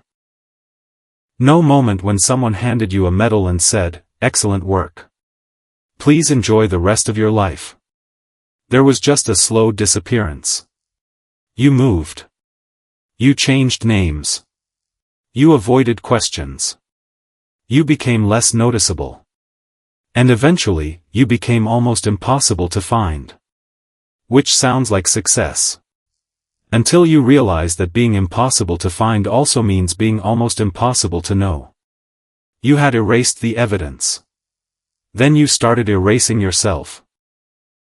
And maybe that was the best outcome available. Because the other possibilities were considerably worse. You could be caught. You could be betrayed. You could be killed by the very person who hired you. You could be recognized by someone you had forgotten.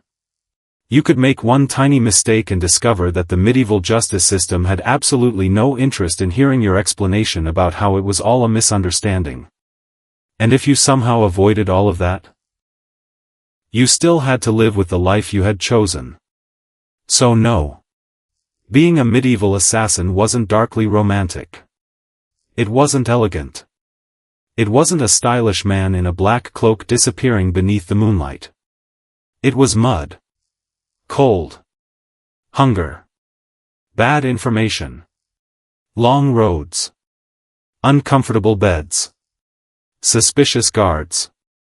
Unreliable employers. And an impressive number of ways for something completely stupid to ruin your carefully planned life.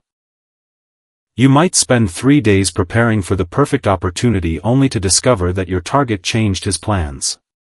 You might pay someone for information and discover that he sold the same information to somebody else. You might finally reach the right place and realize you've been watching the wrong person. And if you somehow managed to get everything right, you still had to leave. Then you had to keep leaving. Again. And again. Until eventually you weren't even sure what you were running toward. Only what you were running from. That was the real punishment. Not necessarily death. Not necessarily prison. Sometimes it was simply becoming a person who could never completely return to ordinary life. A person who could never fully relax. A person who could never stop watching.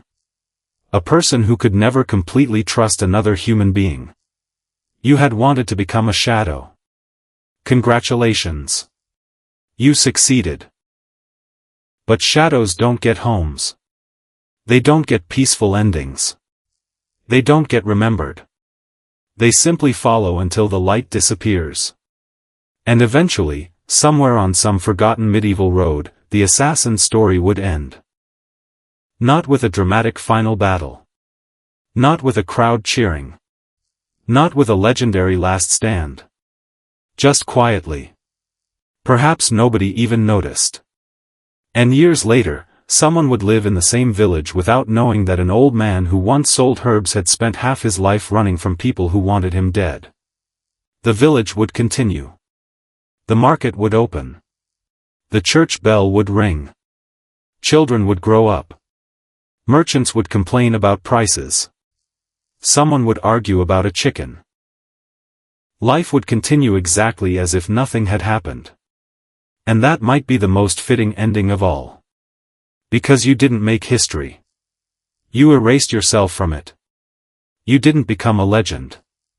You became a rumor. And eventually, not even that. Just silence. A silence nobody questioned. Because nobody even remembered you had been there. Good night.